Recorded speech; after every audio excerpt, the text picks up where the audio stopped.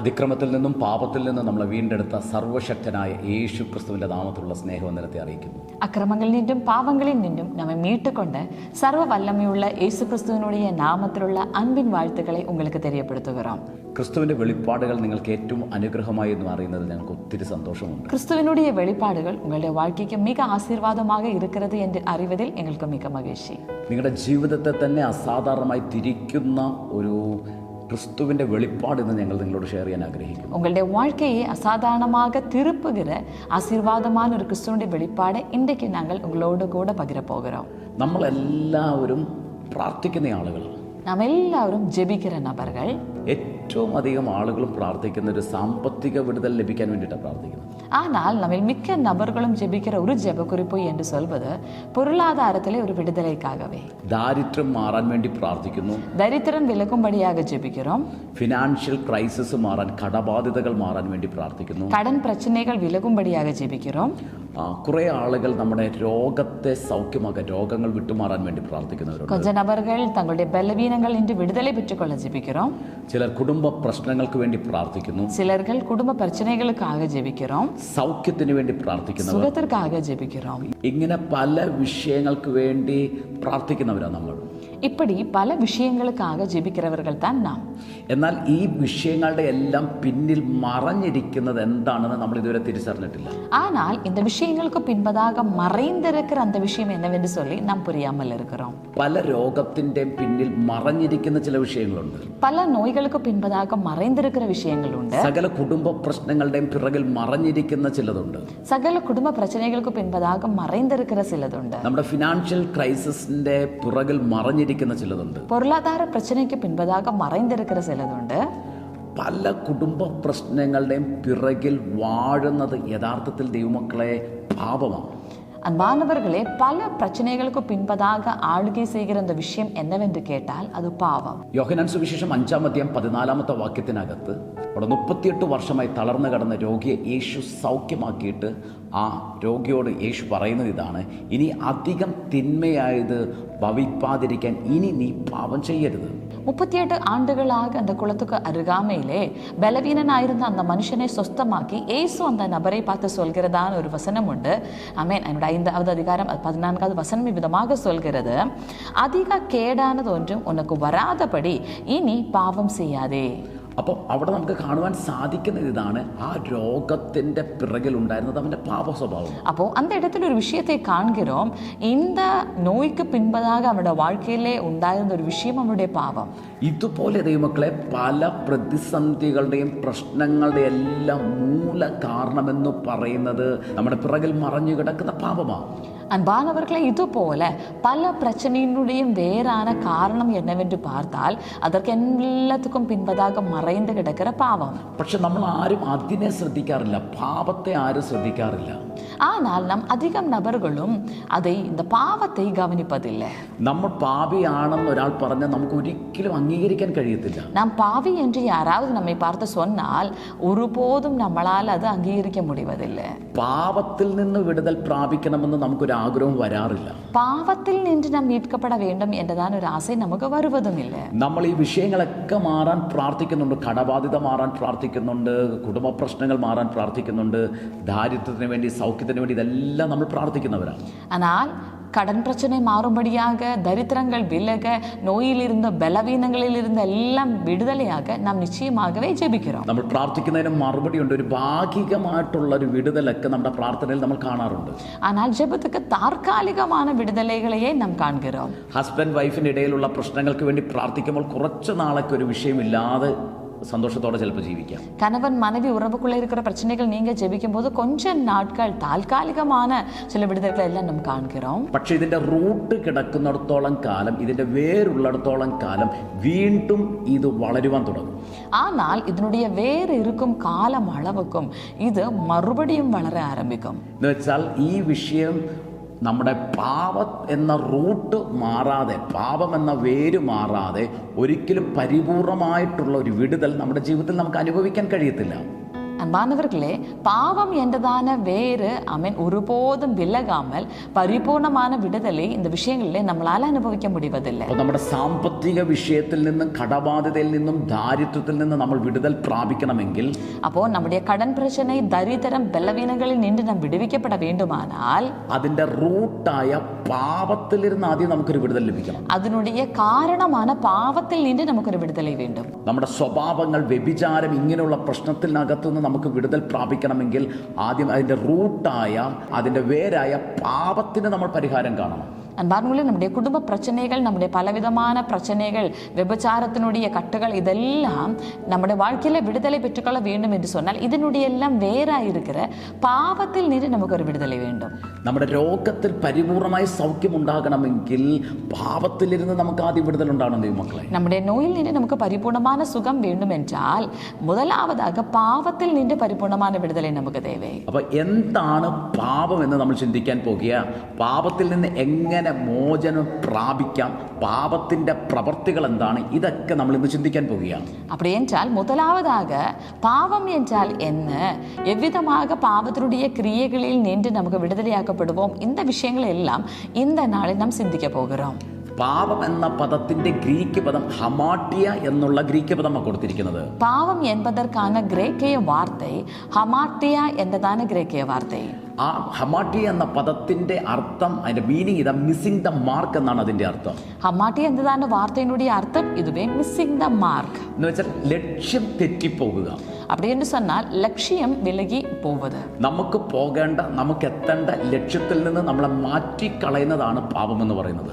நமக்கு போக வேண்டிய, நாம் சேர வேண்டியதான அந்த லட்சியத்தில் நின்று நம்மை மாற்றி விடுவது எதுவோ அதை தான் நாம் பாவம் என்று சொல்கிறோம். ക്രിസ്തു എന്ന ഫോക്കസിൽ നിന്ന് നമ്മളെ മാറ്റിക്കളയുന്നതെല്ലാം ദൈവമക്കളെ അത് സിന്ന. அப்போ கிறிஸ்து എന്നதான கவனத்தில் நின்று நம்முடைய லட்சியத்தில் நின்று நம்மை மாற்றி விடுவது எல்லாமே பாவம். ഈ നമ്മൾ ഒരു പാപിയാണെന്നും ഇതിനകത്തുനിന്നൊരു വിടുതൽ പ്രാപിക്കണമെന്നും ബോധ്യമില്ലാതെ അതിലേക്ക് നമ്മൾ ഫോക്കസ് ചെയ്യാതെ നമ്മുടെ ഭൗതിക കാര്യങ്ങൾക്ക് വേണ്ടി നമ്മൾ പ്രാർത്ഥിച്ചുകൊണ്ടിരുന്നാൽ ഒരു പരിപൂർണമായ വിടുതൽ നമുക്ക് കാണാൻ സാധിക്കത്തില്ല. அப்போ பாவத்தில் நின்று விடுதலை பெற்றுக்கொள்ள வேண்டும் என்றதான விஷயத்தின் மேல் நம் கவனம் வைக்காமல் நம்முடைய இம்மைக்குரியதான விஷயங்களிலே நம் கவனம் வைத்துக் கொண்டிருந்தால் ஒருபோதும் பரிபூர்ணமான ஒரு விடுதலை நம்முடைய வாழ்க்கையில நம்மளால அடைய முடிவதில்லை. റോമാലേഖനം 14 അധ്യായം 23 വാക്യത്തിനകത്ത് പറഞ്ഞു, വിശ്വാസത്തിൽ നിന്ന് ഉത്ഭവിക്കാത്തതൊക്കെയും പാപമത്രേ എന്ന് പറയുന്നു. ரோமர்க்கெழுதிய நிருபம் 14வது அதிகாரம் அதனுடைய 23வது வசனம் இவ்விதமாக சொல்கிறது, விசுவாசத்தில் நின்று வராதது எல்லாம் பாவமே. ഹല്ലേലൂയ. അപ്പൊ അവിശ്വാസത്തിൽ നിന്ന് നമ്മൾ എന്തെങ്കിലും ചെയ്താൽ, ഇത് തെറ്റാണോ ശരിയാണോ ഒരു കൺഫ്യൂഷൻ ഉണ്ട്, അത് നമ്മൾ ചെയ്യാതിരിക്കുക. அப்போ அவிசுவாசத்தில் நின்று ஒரு பதில் தெரியவில்லை, இது சரியா தவறா என்று சொல்லி அப்படி என்று சொன்னால் அதை நாம் செய்யாமல் இருப்பதே நலம்.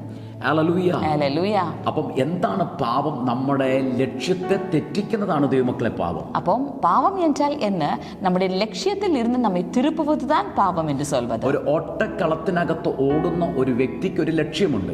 நாம் ஒரு ஓட்டக்களத்தில் ஒருவரை நிப்பாட்டினால் அந்த ஓடுகிற நபருக்கு ஒரு லட்சியம் உண்டு. അതിന്റെ ഡെസ്റ്റിനേഷൻ തീരുമാനിക്കുന്നത് ഓടുന്ന വ്യക്തിയല്ല, ആരാണോ അതിന്റെ മേൽ അധികാരിയായിട്ട് നിൽക്കുന്ന അവരാണ് അതിന്റെ ഫിനിഷിംഗ് പോയിന്റ് തീരുമാനിക്കുന്നത്. ആമേൻ. அந்த ஓட்டக்களத்தில் ஓடுகிறவனுடைய லட்சியம் தீர்மானிப்பது ஓடுகிறவன் அல்ல, மாறாக யார் அதனுடைய அதிகாரிகளாக இருக்கிறதோ அவர்கள் தான் எந்த ஃபினிஷிங் பாயிண்ட் என்று சொல்லி தீர்மானிப்பது. അവർ തീരുമാനിക്കുന്ന ഫിനിഷിംഗ് പോയിന്റിൽ എത്തിയാൽ മാത്രമേ ഉള്ളൂ ഈ വ്യക്തിക്ക് അതിന്റെ റിസൾട്ട് ഉണ്ടാകത്തുള്ളൂ. அவர் தீர்மானிக்கிறதான அந்த ஃபினிஷிங் பாயிண்ட்ல வந்தால் மட்டும்தான் இந்த நபர் லட்சியத்தை அடைந்தான் என்று சொல்லி சொல்ல முடியும்.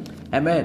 അപ്പം ആ വ്യക്തി തീരുമാനിക്കുന്ന ഒരു ഫിനിഷിംഗ് പോയിന്റ് അല്ല, அப்போ அந்த நபராக தீர்மானிக்கிறதான ஒரு ஃபினிஷிங் பாயிண்ட் அல்ல, ഓടുന്ന നമ്മൾ തീരുമാനിക്കുന്ന ഫിനിഷിംഗ് പോയിന്റ് അല്ല, ஓடுகிறதான நாம் தீர்மானிக்கிறதான ஒரு ஃபினிஷிங் பாயிண்ட் அல்ல, അധികാരികൾ തീരുമാനിക്കുന്ന ഫിനിഷിംഗ് പോയിന്റ് എത്തിയാലേ നമുക്ക് ലക്ഷ്യത്തിലെത്താൻ കഴിയൂ. அதிகாரிகள் தீர்மானிக்கிறதான அந்த ஃபினிஷிங் பாயிண்ட்ல வருகிற ஒரு நபருக்கு மட்டுமே பரிசை பெற்றுக்கொள்ள முடியும். അപ്പൊ ഈ വ്യക്തി ഈ ട്രാക്ക് മാറിയാൽ, ഇദ്ദേഹത്തിന്റെ ലക്ഷ്യം തെറ്റിയാൽ ഇദ്ദേഹത്തിന് ജയിക്കാൻ കഴിയത്തില്ല. அப்போ இந்த நபர் ட்ராக்கு மாறினால், லட்சியம் கவனம் மாறினால் இந்த நபருக்கு ஒருபோதும் வெற்றி பெற முடிவதில்லை. ഇതുപോലെ നമ്മുടെ ദൈവം നമുക്ക് വേണ്ടി വെച്ചിരിക്കുന്ന ഒരു ലക്ഷ്യമുണ്ട് ദൈവമക്കളെ. இது போலவே நம்முடைய கர்த்தர் நமக்காக வைத்திருக்கிறதான ஒரு லட்சியம் ലക്ഷ്യമുണ്ട്, ഒരു ഫിനിഷിംഗ് പോയിന്റ് ഉണ്ട്, ഒരു ഫിനിഷിംഗ് പോയിന്റ് ഉണ്ട്. അതിലേക്ക് എത്തിയാൽ മാത്രമേ നമുക്ക് ജയം പ്രാപിക്കാൻ പറ്റത്തുള്ളൂ. ഈ ലക്ഷ്യത്തെ തെറ്റിക്കുന്നതിനാണ് ഹമാട്ടി എന്ന് പറയുന്നത്. அந்த லட்சியத்துக்குள் நுழைந்தால் மட்டும்தான் நம்மளால விருதை பெற்றுக்கொள்ள முடியும், பரிசை பெற்றுக்கொள்ள முடியும். இந்த லட்சியத்தில் இருந்து நம்முடைய கவனத்தை திருப்புகிற எல்லாவற்றையும் தான் நம் ஹமார்ட்டியா பாவம் என்று சொல்கிறோம். യോഹന്നാൻ സുവിശേഷം 5-ാം അധ്യായത്തിനകത്ത് യേശു 38 വർഷമായി തളർന്നു കിടക്കുന്ന ഒരു രോഗിയെ സൗഖ്യമാക്കുന്നത് നമുക്ക് കാണുവാൻ സാധിക്കുന്നു. யோவான் எழுதின சுவிசேஷம் 5வது அதிகாரம் அதில் 38 ஆண்டுகளாக பலவீனனாய் இருக்கிற ஒரு மனுஷனை இயேசுவானவர் சுகமாக்குவதை நாம் பார்க்கிறோம். അതിനുശേഷം യേശു ആ വ്യക്തിയെ കാണുന്നത് യോഹന്നാൻ സുവിശേഷം 5-ാം അധ്യായം 14-ാമത്തെ വാക്യത്തിനകത്ത് യേശു അവനെ ദേവാലയത്തിൽ വെച്ച് കണ്ടു എന്ന് പറയുന്നത്. அதற்கு பின்பதாக இயேசு இந்த மனுஷனை சந்திப்பது யோவான் எழுதின சுவிசேஷம் 5வது அதிகாரம் 14வது வசனத்தில் இயேசு தேவாலயத்தில் வைத்து அவனை கண்டார் என்று சொல்கிறது. നോക്കിയ ദേവാലയത്തിൽ വെച്ച് യേശു അവനെ കണ്ടിട്ട് യേശു അവനോട് ചോദിക്കുന്നത് ഇതാ, ആമേൻ, നോക്കൂ, നിനക്ക് സൗഖ്യമായല്ലോ, അധികം തിന്മയായത് ഭവിക്കാതിരിക്കാൻ ഇനിമേൽ നീ പാപം ചെയ്യരുത്.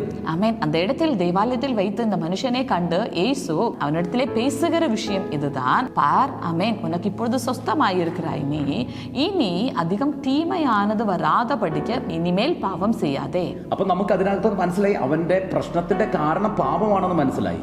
அப்போ இந்த இடத்தில் ஒரு விஷயத்தை நம்ம புரிந்து கொள்கிறோம், അവനുடைய പ്രശ്നയ്ക്ക് കാരണം പാവമേ. യേശു അവനെ വീണ്ടും കാണുന്നത് എവിടെ വെച്ചാ? ദേവാലയത്തിൽ വെച്ചാണ് അവനെ കാണുന്നത്. മറുപടിയും യേശു അവനെ സന്ധിக்கிற ഇടം പാരുങ്ക, ദേവാലയത്തിൽ வைத்து. അപ്പോൾ ദൈവാലയത്തിൽ ഒരു വ്യക്തി വന്നാൽ നമ്മൾ ചിന്തിക്കുന്നത് ആ വ്യക്തി പിന്നെ വിശുദ്ധനായെന്നാണ്. தேவாலயத்துக்குள் ஒரு நபர் வந்தால் நம்முடைய எண்ணம் இதுதான், அந்த நபர் பரிசுத்தமாக்கப்பட்டவர். ദൈവാലയത്തിനകത്ത് ചർച്ചിനകത്ത് കയറിയാൽ നമ്മൾ വിചാരിക്കും എല്ലാം ശരിയാകുമെന്നാണ് നമ്മുടെ വിചാരം. தேவாலயத்துக்குள்ளே, சபைக்குள்ளே, சர்ச்சுக்குள்ள நம்ம ஏறினா நம்ம நினைக்கிற விஷயம் இதுதான், எல்லாம் சரியாகும் அப்படின்னு சொல்லிட்டு. ദേവാലയത്തിനകത്ത് കയറിയ ഈ വ്യക്തിയോടാണ് യേശു പറയുന്നത്, അധികം തിന്മയായത് ഭവിക്കാതിരിക്കാൻ ഇനി നീ പാപം ചെയ്യരുതെന്ന്. ஆனால் தேவாலயத்துக்குள்ள ஏறின இந்த நபரை பார்த்துதான் இயேசுவானவர் சொல்கிறார், அதிகம் தீங்கானது இனி வராதபடிக்கு இனிமேல் பாவம் செய்யாதே. നമ്മൾ കണ്ടിട്ടുണ്ട്, ഒത്തിരി പേർ സഭയ്ക്കകത്ത് വന്ന് ആരാധിക്കുന്നുണ്ട്, സഭയ്ക്കകത്ത് ഭയങ്കര ആക്റ്റീവാണ്, പല വിഷയത്തിനകത്ത് അവർ ആക്റ്റീവാണ്. പക്ഷെ അവരെല്ലാം ഭരിക്കുന്ന സീക്രട്ട് സിന്നുകൾ, രഹസ്യമായ പാപങ്ങൾ അവരെ അടിമയാക്കി വെച്ചിരിക്കുന്നത് നമുക്ക് കാണുവാൻ സാധിക്കും. நாம் பார்த்தோம் என்று சொன்னால், சபைக்குள் அநேக நபர்கள் எல்லா விஷயத்திலையும் உற்சாகமாக செயல்படுவார்கள், பல காரியங்கள் அதுக்குள்ளே செய்வார்கள். ஆனால் அவர்கள் எல்லாம் ஆளுகை செய்கிற சில ரகசிய பாவங்கள் சில வாழ்க்கையிலே இருக்கலாம். ഇങ്ങനെയുള്ള ആളുകൾ രക്ഷപ്പെടുന്നതായിട്ട് നമുക്ക് കാണുവാൻ സാധിക്കത്തില്ല. இப்படிப்பட்ட நபர்கள் ஒரு விடுதலை பெற்றுக்கொள்வதை நம்மளால காண முடிவதில்லை. പുറമേ നിന്ന് ആളുകൾ നോക്കുമ്പോൾ അവർ പറയും, ഇവർ ആ സഭയ്ക്കകത്താ പോകുന്ന, വലിയ സഭയാ, വിശുദ്ധമായ സഭയാ, ഇവർ വളരെ നല്ല ആളുകളാണെന്ന് പുറത്തുള്ളവർ പറയും. வெளியே இருந்து ஜனங்கள் பார்க்கும்போது அவர்கள் விதமாக சொல்லுவார்கள், நல்ல சபையில, பெரிய சபையில தான் அவர்கள் போகிறாங்க, ஆமே, நல்ல பரிசுத்தமான சபை அப்படி சொல்லிட்டு. എന്നാൽ കുറച്ച് കഴിയുമ്പോൾ അവർ മാറ്റി പറയും, ഇത്രയും നല്ല സഭയിൽ പോയിട്ടും എന്തുകൊണ്ടാണ് ഇവർ അനുഗ്രഹിക്കപ്പെടാത്തത്? ஆனால் கொஞ்ச நாட்கள் முடியும் போது அவர்கள் சொன்னதை திருத்தி சொல்வாங்க, இவ்வளவு நாளாக இப்படிப்பட்ட ஒரு சபையில போயிட்டும் ஏன் இவர்கள் விடுதலை பெற்றுக்கொள்ளாமல் இருக்கிறார்கள்? അവരുടെ ജീവിതത്തിനകത്ത് താഴേക്ക് പോകുന്നത് നമുക്ക് കാണുവാൻ സാധിക്കും. அவர்களுடைய வாழ்க்கையிலே அவர்கள் கீழே போவதை நாம் பார்க்கிறோம். പുറമേ ഉള്ളവർ പിന്നീട് ആ സഭയെയും ആ സഭയുടെ ശുശ്രൂഷകനെയും കുറ്റം പറയുന്നത് നമുക്ക് കാണുവാൻ സാധിക്കും. പിന്നെ அந்த சபையை குறித்து, ஊழியர்களை குறித்து குறைவாக பேசுவதை நம்ம பார்க்கிறோம். ദൈവമക്കളെ, ഒരുവൻ അനുഗ്രഹിക്കപ്പെടാത്തത് ദൈവാലയത്തിന്റെ കുഴപ്പം കൊണ്ടല്ല. ദൈവ പിള്ളകളെ, ഒരുവൻ ആശീർവദിക്കപ്പെടാமல் ഇരുപ്പത് അത് ദൈവ ആലയത്തിനുடைய பிரச்சனையினாலே அல்ல. ദൈവാലയത്തിലെ ശുശ്രൂഷകന്റെ കുഴപ്പം കൊണ്ടല്ല, ദേവാലയത്തിൽ இருக்கிற ஊழியனுடைய பிரச்சனையினாலும் அல்ல. ഓരോ സഭയ്ക്കും അതിൻ്റെതായ നിയമങ്ങളുണ്ട്, ദൈവവചനത്തിന്റെ പഠനങ്ങളുണ്ട്. ஒவ்வொரு சபைக்கும் அதனுடையதான கட்டளைகள் இருக்கிறது, ദൈവ വചനത്തിനുடைய അടിപ്പടയിലെ കട്ടിയെഴുപ്പപ്പെടുகிற അനുഭവം ഉണ്ട്. എന്നാൽ ഇതിലൊന്നും ഇവർ ഇൻവോൾവ് ആകാതെ ജഡികമായി നടക്കുകയും പാപത്തിനകത്ത് കിടക്കുകയും രഹസ്യ പാപത്തിലായിരിക്കും ചെയ്യുന്നത് കൊണ്ടാണ് ഇവർ ശപിക്കപ്പെട്ടു പോകുന്നത്. എന്നാൽ ഇതിൽ എതുവുമേ ഉത്സാഹമായി இல்லாமல் பாவத்துக்கே அடிமைப்பட்டு போவதனால தான் அவர்களுடைய வாழ்க்கையிலே இன்னும் விடுதலை இல்லாமல் இருப்பது. അതുകൊണ്ട് ഒരാൾ നശിച്ചു പോകുമ്പോൾ സഭയ്ക്കകത്തുള്ള ദൈവാലയത്തിൽ വരുന്നവർ, സഭയിൽ വരുന്നവർ താഴ്ച പ്രാപിക്കുമ്പോൾ നിങ്ങൾ ദൈവാലയത്തെയോ ശുശ്രൂഷകരെ അല്ല ദൈവമക്കളെ കുറ്റം പറയേണ്ടത്.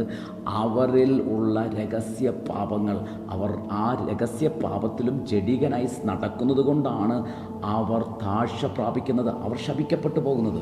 அன்பானவர்களே, ஆதலால் ஒருவனுடைய வாழ்க்கையிலே அமேன் பரிசுத்த ஆலயத்துக்குள் அமேன் கடந்து வந்து அவன் ஆசீர்வதிக்கப்படவில்லை என்று சொன்னால், அமேன் அவனுடைய வாழ்க்கையில் இருக்கிற ரகசிய பாவங்கள், அவன் அமேன் உற்சாகத்தோடு கர்த்தரை செய்வியாதபடியினாலேயே அமேன் பல குறைவுகள் வருவது இல்லாமல் ஆலயத்தையோ ஊழியர்களையோ அல்ல நம்ம குறை சொல்ல வேண்டியது.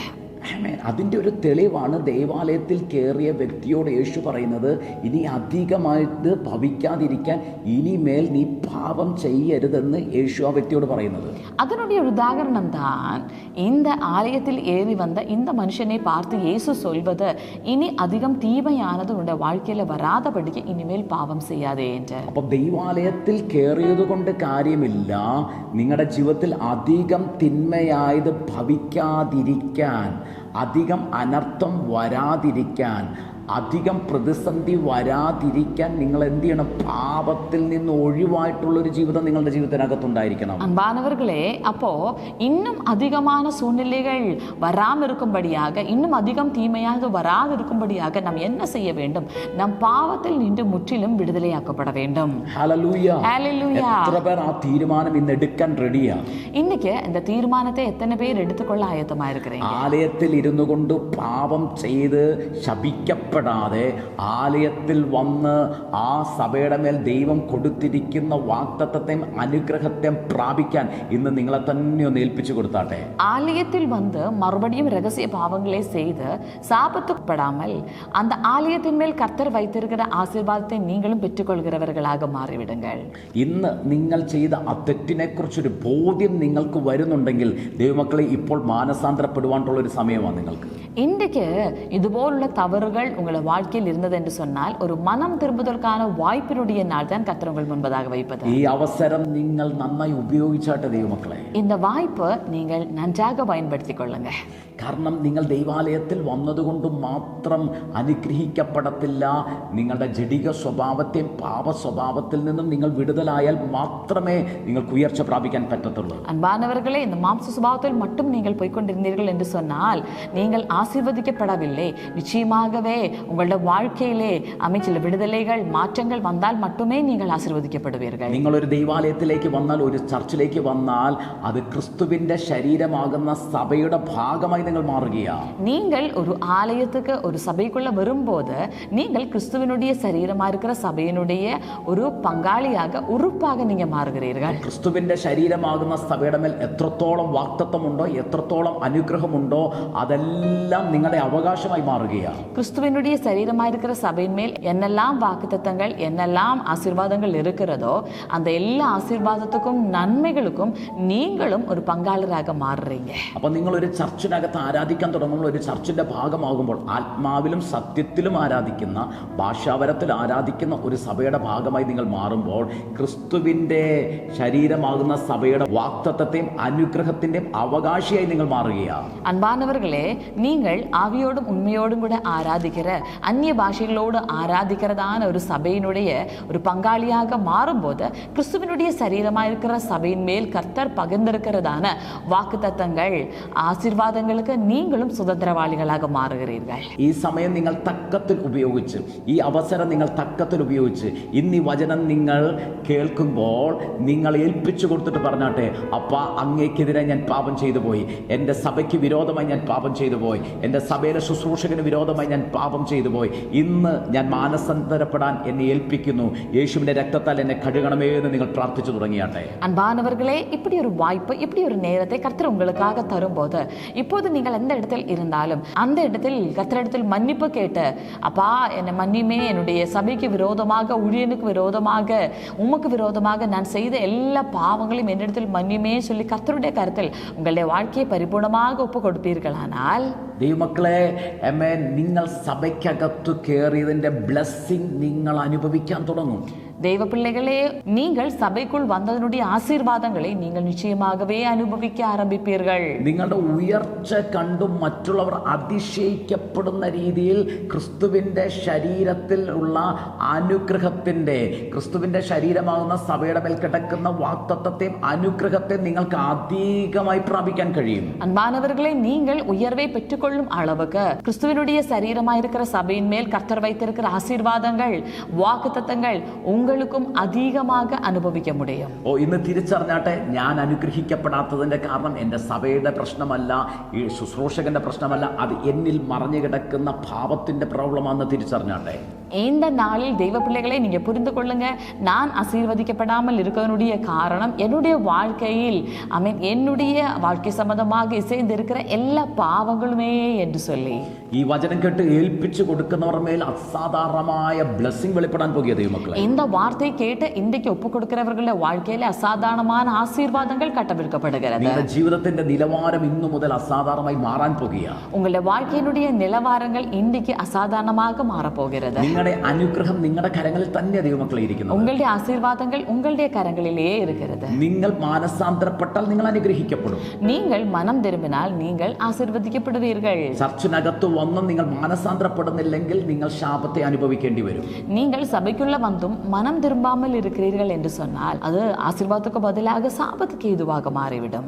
ഇന്ന് ദൈവം നിങ്ങളോട് സംസാരിക്കുന്നത് നിങ്ങൾ തിരിച്ചറിഞ്ഞ് ഇപ്പോൾ തന്നെ കർത്താവിന്റെ കരങ്ങളിൽ നിങ്ങൾ ഏൽപ്പിച്ചു കൊടുത്താട്ടെ. இன்றைக்கு கர்த்தர் உங்களோடு கூட பேசுவதை நீங்கள் புரிந்து இந்த நாளிலே உங்களுடைய வாழ்க்கையை கர்த்தரிடத்தில் ஒப்பு கொடுத்து விடுங்க. നീ ഒരു പാപിയാണെന്ന് പറഞ്ഞാൽ ആർക്കും അതിനെ അംഗീകരിക്കാൻ കഴിയത്തില്ല. நீங்க ஒரு பாவி அப்படின்னு சொன்னால் எந்த மனுஷனாலேயும் அதை அங்கீகரிக்க முடிவதில்லை. നമുക്ക് വചനത്തിന്റെ സത്യങ്ങളെല്ലാം അറിയാം. നമ്മൾ ക്രിസ്തുവിൽ നീതിമാന്മാരാണെന്നൊക്കെ നമ്മൾ പറയുന്നവരാ. நாம் வார்த்தையினுடைய எல்லா சத்தியங்களையும் அறிந்து வைத்திருக்கிறோம். கிறிஸ்துவுக்குள் நான் நீதிமான் என்று சொல்லி நாம் அறிக்கை பண்ணுகிறோம். എന്നാൽ എങ്ങനെയാണ് നമ്മൾ ഈ പാപം പ്രവേശിച്ചതെന്ന് നമ്മളൊന്ന് ചിന്തിക്കാൻ പോകുക. ஆனால் எவ்விதமாக பாவம் நமக்குள் பிரவேசித்தது என்று சொல்லி நாம் பார்க்க போகிறோம். റോമാലേഖനം 5:12 ഇങ്ങനെ പറയുന്നത്, ഏക മനുഷ്യനാൽ പാപവും പാപത്താൽ മരണവും ലോകത്തിൽ കടന്നുവെന്ന്. ரோமருக்கு இதே நிருபம் 5வது அதிகாரம் அதனுடைய 12வது வசனம் விதமாக சொல்கிறது, ஒரே மனுஷனாலே பாவமும் பாவத்தால் மரணமும் இந்த உலகத்தில் பிரவேசித்தது. ഇങ്ങനെ എല്ലാവരും പാപം ചെയ്യാൽ മരണം സകല മനുഷ്യരിലും പരന്നിരിക്കുന്നു എന്ന് വചനം പറയുന്നു. இவ்விதமாய் எல்லோரும் பாவம் செய்ததினாலே மரணமானது சகல மனுஷர்களையும் ஆண்டு கொண்டது என்று வசனம் சொல்கிறது. ഇവിടെ ഏക മനുഷ്യൻ എന്ന് പറയുന്നത് ആദാമിനെ കുറിച്ചാണ് പറയുന്നത്. இங்கே ஒரே மனுஷன் என்று சொல்கிற அந்த மனுஷன் ആദാം. അപ്പോൾ ആദാം പാപം ചെയ്തപ്പോൾ ആദാമിന്റെ ലംഘനത്തിന് തുല്യമായ ആ പാപം സകല മനുഷ്യരിലും അത് പരന്നു. அப்போ ஆதாம் பாவம் செய்த போது ஆதாமினுடைய மீறுதலுக்கொப்பான பாவம் சகல மனுஷர்களுக்குள்ளேயும் பரவிட்டு என்று சொல்லி பார்க்கிறோம். പാപം നമ്മളിൽ തുടങ്ങിയതല്ല, ആദാമിന്റെ ലംഘനം മുതൽ തുടങ്ങിയതാണ് പാപം. அப்போ பாவம் நமக்குள் ஆரம்பிக்கவில்லை, ஆதாமினுடைய மீறுதலுடைய நாட்களிலே பாவம் ஆரம்பித்து விட்டது. ആദാമിൽ നിന്ന് നമ്മളിലേക്ക് പകരപ്പെട്ടതാണ് പാപം എന്ന് പറയുന്നത്. ஆதாமில் நின்று நம்மீது பகிரப்பட்டதுதான் பாவம் என்று சொல்வது.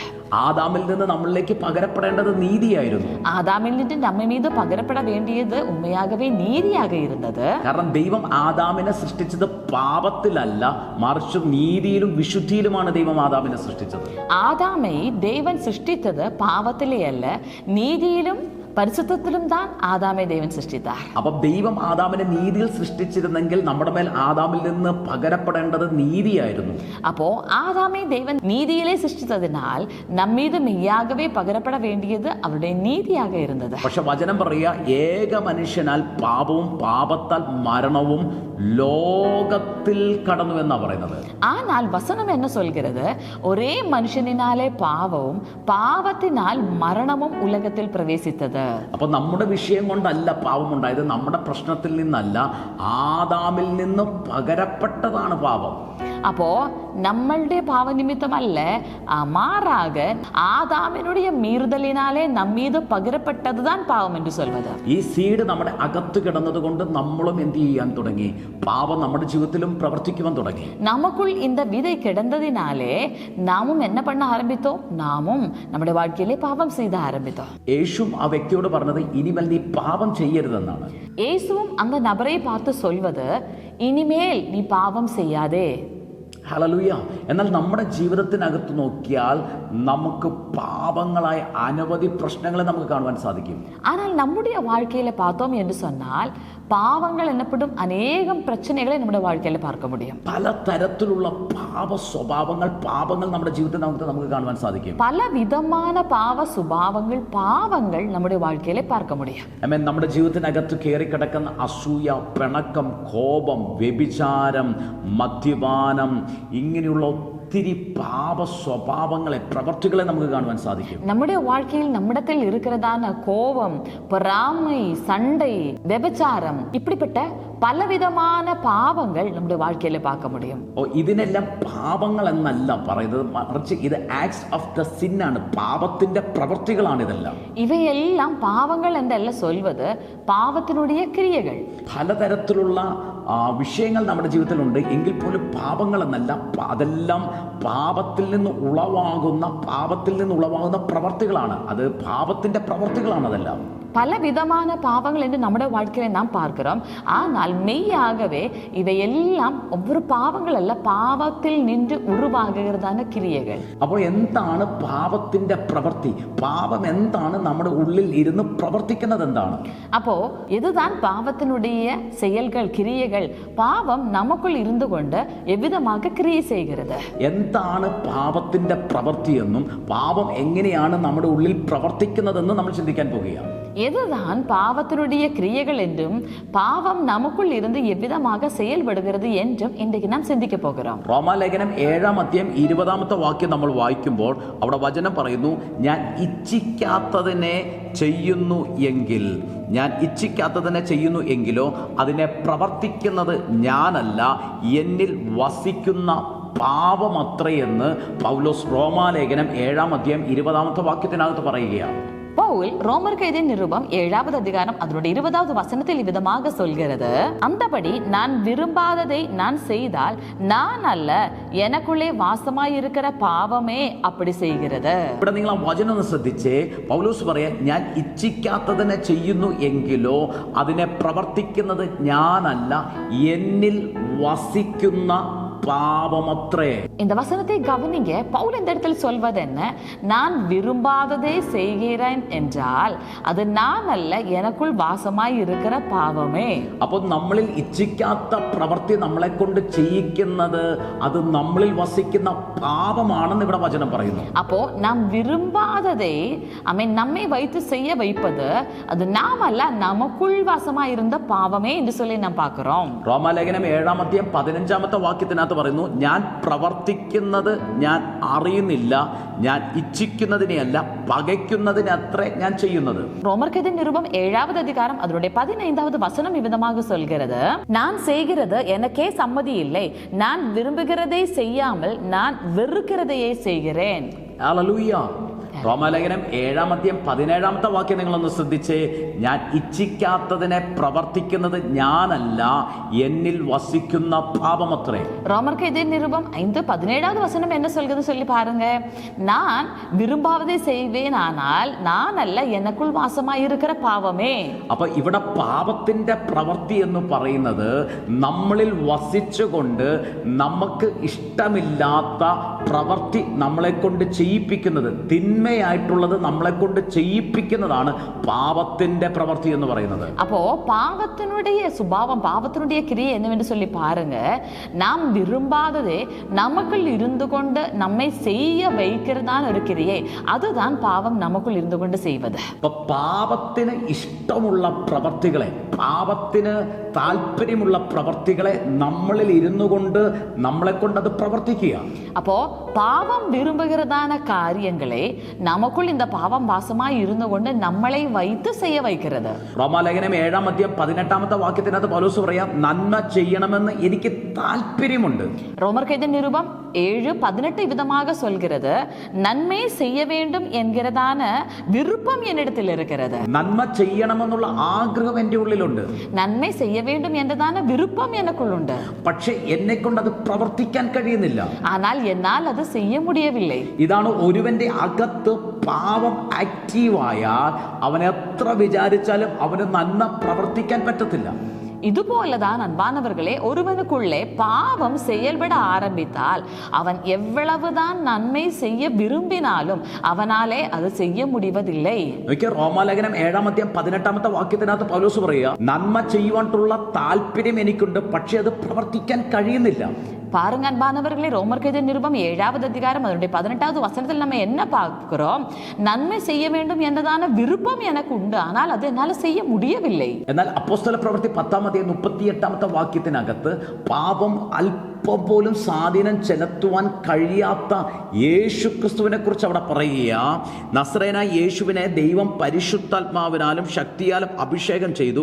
ദൈവം യേശുവിനോട് കൂടെ ഇരുന്ന് യേശു നന്മ ചെയ്തും പിശാചു ബാധിച്ചവരൊക്കെ സൗഖ്യമാക്കിയും കൊണ്ട് സഞ്ചരിച്ചതായ വിവരം തന്നെ നിങ്ങൾ അറിയുന്നില്ലയോ? നോക്കിയേ, അവിടെ യേശു നന്മ ചെയ്ത് സഞ്ചരിച്ച കാര്യം അറിയുന്നില്ലയോ എന്ന് ചോദിക്കുന്നു. அப்போஸ்தலர் நடபடிகள் 10:38 அந்த இடத்தில் வசனம் இவ்விதமாக சொல்கிறது, பிதாவாகிய தேவன் குமாரனாகிய இயேசு கிறிஸ்துவை பரிசுத்த ஆவியினாலும் வல்லமையினாலும் நிரப்பினதினால் அவர் நன்மை செய்கிறவராக சுற்றி தெரிந்ததை நாம் அறியாமல் இருக்கிறோமே என்று சொல்லி பாருங்க. இந்த இடத்தில் இயேசு கிறிஸ்துவை குறித்து என்ன சொல்கிறது? அவர் நன்மை செய்கிறவராக சுற்றி தெரிந்தார் என்று சொல்லி. ഹല്ലേലൂയ. നോക്കിയേ, പാപം ഒരുവനിൽ പ്രവർത്തിക്കാൻ തുടങ്ങിയാൽ നന്മ ചെയ്യണമെന്ന് ആഗ്രഹമുണ്ടെങ്കിൽ പോലും അതവന് സാധിക്കത്തില്ല. பாருங்க, இந்த இடத்துல ஆமென், நாம் பார்ப்பது நன்மை செய்ய வேண்டும் என்று சொல்லி ஒரு மனுஷனுக்கு ஆசை இருந்தால் கூட பாவம் அவனுக்குள் இருந்தால் அவனை வைத்து அந்த நன்மை செய்ய விடுவதில்லை. എന്നാൽ യേശു ക്രിസ്തുവിന്റെ മേൽ പരിശുദ്ധാത്മാവിന്റെ നിറവുള്ളത് കൊണ്ട് പാപത്തിന് അല്പം പോലും സ്വാധീനം ചെലുത്താൻ പറ്റാത്തത് കൊണ്ടും കർത്താവ് യേശു ക്രിസ്തു നന്മ ചെയ്ത് സഞ്ചരിക്കുവാൻ തുടങ്ങി. ஆனால் இயேசு கிறிஸ்துவின் மேல் பரிசுத்த ஆவியானவருடைய நிறைவு இருந்ததினாலே பாவத்துக்கு இயேசு கிறிஸ்துவை ஒருபோதும் ஆளுகை செய்ய முடியாததினாலே அவர் நன்மை செய்கிறவராகவே இருந்தார் என்று வசனம் சொல்கிறது. ഹല്ലേലൂയ. ഹല്ലേലൂയ. ആമേൻ. വചനം പറയുന്നു, നമ്മളെ ദൈവം സൃഷ്ടിച്ചിരിക്കുന്നത് സൽപ്രവർത്തികൾക്കായിട്ടാണെന്ന് വചനം പറയുന്നു. வார்த்தை சொல்கிறது, நம்மை கர்த்தர் சிருஷ்டித்திருப்பதே நம் நற்கிரியைகளை செய்யும்படியாகவே. എഫെസ്യ ലേഖനം 2-10 വാക്യത്തിനകത്ത് ഇങ്ങനെ പറയുന്നേ, നാം ദൈവത്തിന്റെ കൈപ്പണിയായിട്ട് സൽപ്രവർത്തികൾ ചെയ്യുവാൻ ക്രിസ്തുവേശുവിൽ സൃഷ്ടിക്കപ്പെട്ടവരാകുന്നുവെന്ന്.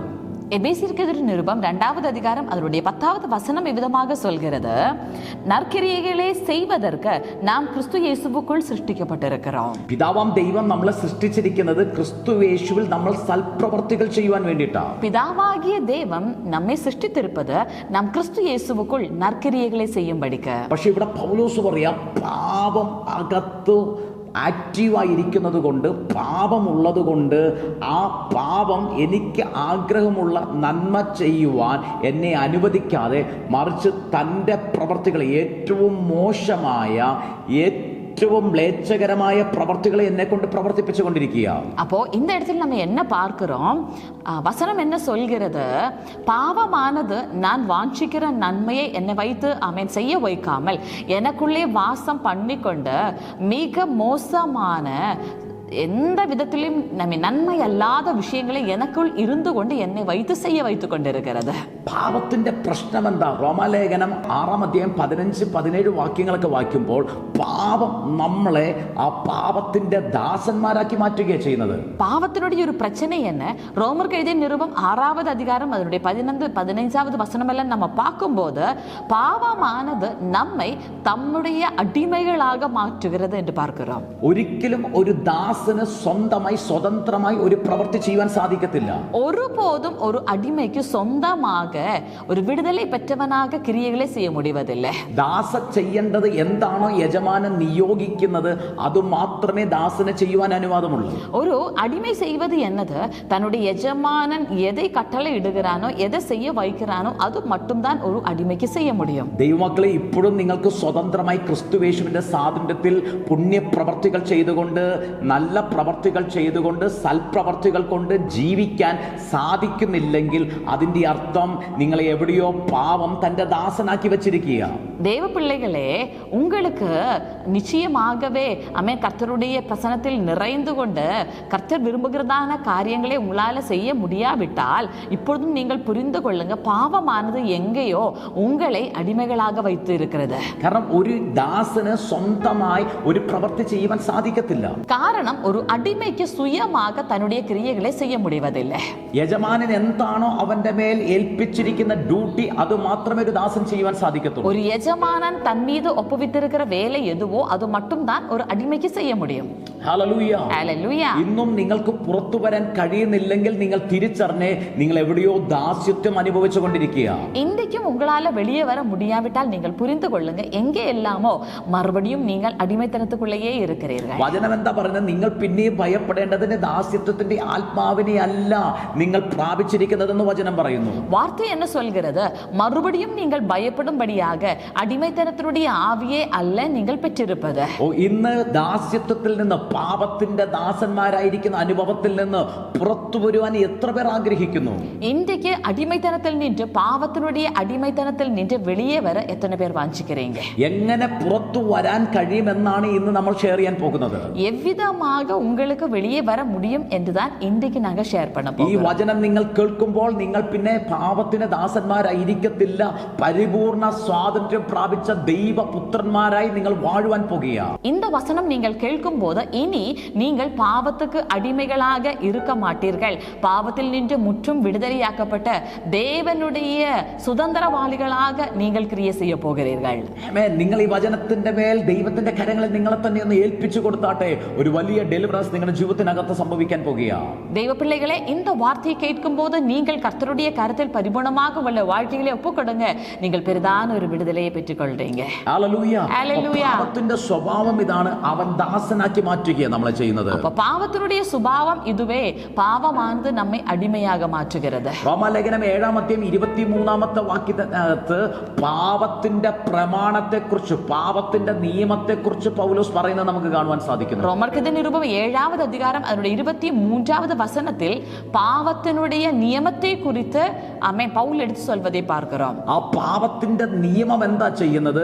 ആ പാപത്തിന്റെ നിയമം നമ്മളെ അടിമകളാക്കി, നമ്മളെ തടവുകാരനാക്കി മാറ്റുകയാണ് ചെയ്യുന്നത്. பாவத்தினுடைய பிரமாணமானது என்ன செய்கிறது? பாவ பிரமாணம் நம்மை அடிமைகளாக்கி வைக்கிறது. അവിടെ അടിമകളാക്കുക, ക്യാപ്റ്റി എന്നുള്ളതിന്റെ ഗ്രീക്ക് പദം ഐക്കമലോറ്റീസോ എന്നുള്ള ഗ്രീക്ക് പദമാണ് കൊടുത്തിരിക്കുന്നത്. அங்கே அடிமை என்பதனுடைய கிரேக்கைய மொழியிலே ஐக்மலோட்டிசோ என்றதான வார்த்தை பயன்படுத்தப்பட்டிருக்கிறது. ഹല്ലേലൂയ. ഐക്മലോട്ടിസോ എന്ന പദത്തിന്റെ അർത്ഥം ബന്ദിയാക്കി കൊണ്ടുപോകുക, മനസ്സിനെ പിടിച്ചടക്കുക എന്നാണ് അതിന്റെ അർത്ഥം. ஐக்மலோட்டிசோ என்றதான வார்த்தையினுடைய அர்த்தம் இதுவே. ஒரு கட்டுண்டவனாக, ஒரு அடிமையாக கட்டி இழுத்து கொண்டு போவது. നോക്കിയേ, നിങ്ങളിൽ വസിക്കുന്ന പാപത്തെ നിങ്ങൾ നിസാരനായി കാണരുത് ദൈവമക്കളെ. பாருங்க, உங்களுக்குள் வாசமாயிருக்கிற பாவத்தை நீங்க சாதாரண விஷயமாக எண்ணிக்கொள்ளாதீங்க. നിങ്ങൾ അതൊരു ചെറിയ വിഷയമായി കാണരുത്. நீங்க அது ஒரு சின்ன விஷயமாக பார்க்காதீங்க. നിങ്ങൾ ഏതെങ്കിലും വിഷയത്തിൽ അടിമത്തത്തിൽ ഇരിക്കുകയാണെങ്കിൽ നിങ്ങൾ അത് നിസാരമായി കാണരുത്. நீங்கள் ஏதாவது விஷயத்துக்குள்ள அடிமைத்தனத்தில் இருக்கிறீர்கள் என்று சொன்னால் அதனை ஒரு சாதாரண விஷயமாக பார்க்காதீங்க. ഇന്നും കൂടെ ഈ വീഡിയോ കണ്ട നാളെ എനിക്ക് പുറത്തു വരാൻ കഴിയുമെന്ന് നിങ്ങൾ വിചാരിക്കരുത്. இன்றைக்கு ஒரு நாளும் கூட இந்த வீடியோ பார்க்கலாம், நாளைக்கு வெளியே வரலாம் என்று சொல்லி நினைக்காதீங்க. ഇന്നും കൂടെ ഇത് കഴിച്ചാൽ നാളെ എനിക്ക് ഇത് കഴിക്കേണ്ടി വരത്തില്ല, ഇന്ന് ഇത് കുടിച്ചാൽ, ഈ മദ്യം കുടിച്ചാൽ നാളെ ഇത് കുടിക്കാതെ രക്ഷപ്പെടാൻ കഴിയുമെന്ന് നിങ്ങൾ വിചാരിക്കരുത്. இன்னைக்கு இதை குடிக்கலாம், நாளைக்கு செய்யாமல் இருக்கலாம், இன்னைக்கு இதை என்ஜாய் பண்ணலாம், இன்றைக்கு இந்த போன் யூஸ் பண்ணலாம், நாளைக்கு யூஸ் பண்ணாம இருக்கலாம், இப்படி நாம் நினைக்க கூடாது. നിങ്ങൾ സിഗരറ്റ് വലിക്കുന്നവരാണോ, മദ്യപിക്കുന്നവരാണോ, വ്യഭിചാരം ചെയ്യുന്നവരാണോ, ഫോണിന്റെ അഡിക്ഷൻ ആണോ, നാളെ രക്ഷപ്പെടാമെന്ന് വിചാരിച്ച് നിങ്ങൾ ഇരിക്കരുത്. കാരണം ഇവിടെ വചനം പറയുന്നു, പാപം ബന്ദികളാക്കി കൊണ്ടുപോകുന്നു, അടിമകളാക്കി കൊണ്ടുപോകുന്നു എന്ന് വചനം പറയുന്നു. அன்பானவர்களே, இன்னைக்கு ஏதாவது ஒரு மதுபானத்துக்கு, ஏதாவது ஒரு அடிமைத்தனத்தினுடைய அடிக்ஷனுக்கு, ஏதாவது ஒரு விபச்சாரத்துக்கு, போன் வழியான ஏதாவது காரியங்களுக்கு இன்றைக்கு நீங்கள் அடிமைகளா இருக்கிறீர்கள், நாளைக்கு விடுதலையாகாம் என்று நீங்கள் நினைக்க வேண்டாம். ஏனென்றால் பாவம் நம்மை என்றென்றைக்குமாக அடிமைகளாக மாற்றி விடுகிறது. ഹല്ലേലൂയ. നമ്മൾ വിചാരിച്ചാൽ ഒരിക്കലും ഈ അടിമത്തത്തിൽ നിന്ന് നമുക്ക് പുറത്തു വരാൻ കഴിയത്തില്ല. ஒருபோதும் நாம் ஆகவே சுயத்தில் தீர்மானம் எடுத்தோம் என்று சொன்னாலும் நமக்கு இந்த பாவ அடிமைத்தனத்தில் நின்று பரிபூர்ணமாக வெளியே வர முடிவதில்லை. അപ്പൊ പാപത്തിന്റെ പ്രവർത്തികൾ നിങ്ങൾ നോക്കിയേ, പാപത്തിന്റെ സ്വഭാവം നിങ്ങൾ നോക്കിയേ. പാപത്തിന്റെ സ്വഭാവം എന്ന് പറയുന്നത് ആ പാപം നമ്മളെ അടിമകളാക്കി വെക്കുന്നു. ആ പാപത്തിന്റെ നിയമം തന്നെ തന്റെ നിയമം നിയമത്തിൻ്റെ തടവിലാക്കി നമ്മളെ മാറ്റുന്നു, നമ്മളെ ബന്ദികളാക്കി പിടിച്ചുകൊണ്ട് പോകുന്നു, നമ്മുടെ മനസ്സിനെ പിടിച്ചടക്കുന്നു. നമുക്ക് ആമേൻ നന്മ ചെയ്യണമെന്ന് ആഗ്രഹമുണ്ട്, പക്ഷെ അത് ചെയ്യാതെ തൻ്റെ നീച പ്രവർത്തികളെ നമ്മളെ കൊണ്ട് ചെയ്യിച്ചു കൊണ്ടിരിക്കുന്നു. அப்ப பாருங்க, பாவத்தினுடைய வித்தியாசமான கிரியைகள் என்னது சொல்லி பாருங்க. பாவமானது நம்மை அடிமைகள் ஆக்குகிறது. பாவத்தினுடைய பிரமாணத்துக்கு நம்மை கட்டப்பட்டவர்களாக நம்மை இழுத்து கொண்டு போகிறது. பாவத்தினுடையதான கிரியைகள் நம்முடைய மனதை கட்டி வைக்கிறது. பாவமானது நம்மை முற்றிலும் தன்னுடைய கிரியைகளை நமக்குள் வாசம் பண்ணி நம்மை செய்ய வைக்கிறது. ഹല്ലേലൂയ. 1 കൊരിന്ത്യർ 15-56 വാക്യത്തിനകത്ത് പറയുന്നു, പാപം എന്ന് പറയുന്നത് മരണത്തിന്റെ വിഷമുള്ളാണെന്ന്. 1 கொரிந்தியர் 15வது அதிகாரம் அதனுடைய 56வது வசனம் இவ்விதமாக சொல்கிறது, பாவம் மரணத்தினுடைய ஒரு விஷம் உள்ளாக இருக்கிறது என்று. ഹല്ലേലൂയ. ഹല്ലേലൂയ.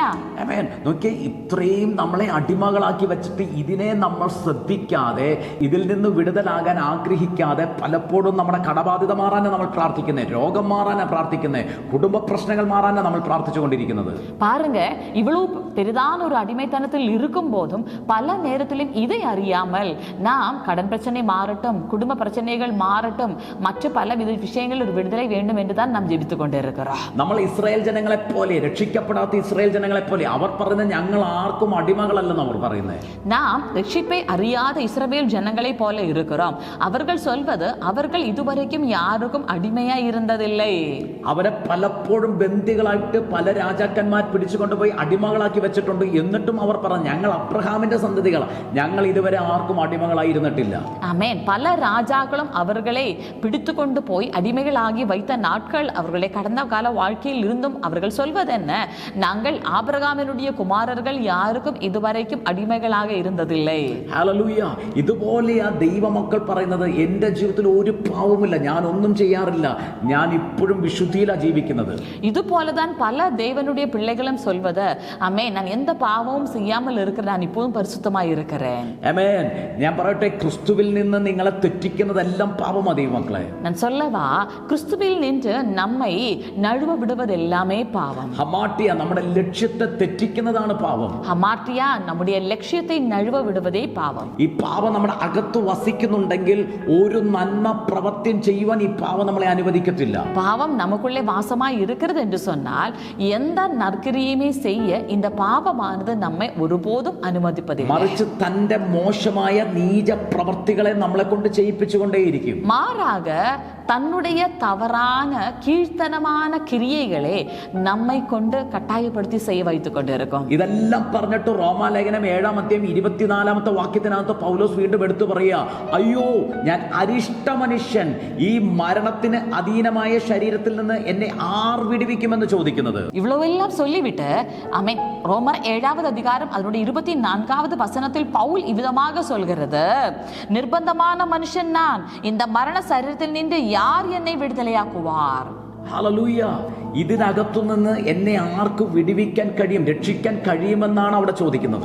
இந்த அனுபவத்தில் நின்று இதுக்குள்ளே இருந்து யார் என்னை விடுவிப்பார், யாருக்கு என்னை விடுதலையாக்க முடியும் என்று சொல்லிதான் கேட்பது. ദൈവമക്കളെ, പാപത്തെ ജയിക്കാത്ത ഒരു വ്യക്തിക്കോ ഒരു പ്രവർത്തിക്കോ ഇതിന്റെ അടിമത്തത്തിൽ നിന്ന്, ഇതിന്റെ തടവിൽ നിന്ന് നമ്മളെ രക്ഷിക്കുവാൻ കഴിയത്തില്ല. ദൈവ പിള്ളകളെ, പാപത്തെ ജയിക്കാத ഒരു നബറുക്കോ கிரியைக்கோ ஒருபோதும் இந்த பாவத்தினுடைய அடிமைத்தனத்தில் நின்று நம்மை விடுதலையாக்க முடிவதில்லை. ഒരു പുണ്യ പ്രവർത്തിക്കും പാപത്തിന്റെ അടിമത്തത്തിൽ നിന്നോ പാപത്തിന്റെ തടവറയ്ക്കകത്തു നിന്നോ നമ്മളെ മോചിപ്പിക്കുവാൻ കഴിയത്തില്ല.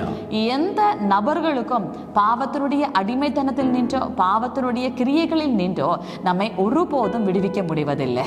നിങ്ങൾ എത്ര ലക്ഷം പേർക്ക് അന്നദാനം ചെയ്താലും, എത്ര പുണ്യപ്രവർത്തികൾ ചെയ്താലും, നിങ്ങൾ എത്ര തീർത്ഥാടനങ്ങൾ ചെയ്താലും, പാപത്തിന്റെ ശക്തിക്കകത്ത് നിന്ന്, പാപത്തിന്റെ വിഷമുള്ളിനകത്ത് നിന്ന്, പാപമെന്ന വിഷമുള്ളിനകത്ത് നിന്ന് നിങ്ങൾക്ക് പുറത്തു വരുവാൻ സാധിക്കത്തില്ല ദൈവമക്കളെ. நீங்கள் எவ்வளவுதான் நற்கிரியைகள் செய்தாலும், எவ்வளவுதான் தீர்த்தாடனங்கள் செய்தாலும், பலவிதமான பரிகாரங்கள் செய்தாலும், பாவத்தினுடைய வல்லமையில் நின்று, பாவத்தினுடைய விஷம் முள்ளில் நின்று உங்களுக்கு சுயமாகவே விடுதலை பெற்றுக்கொள்ள முடிவதில்லை.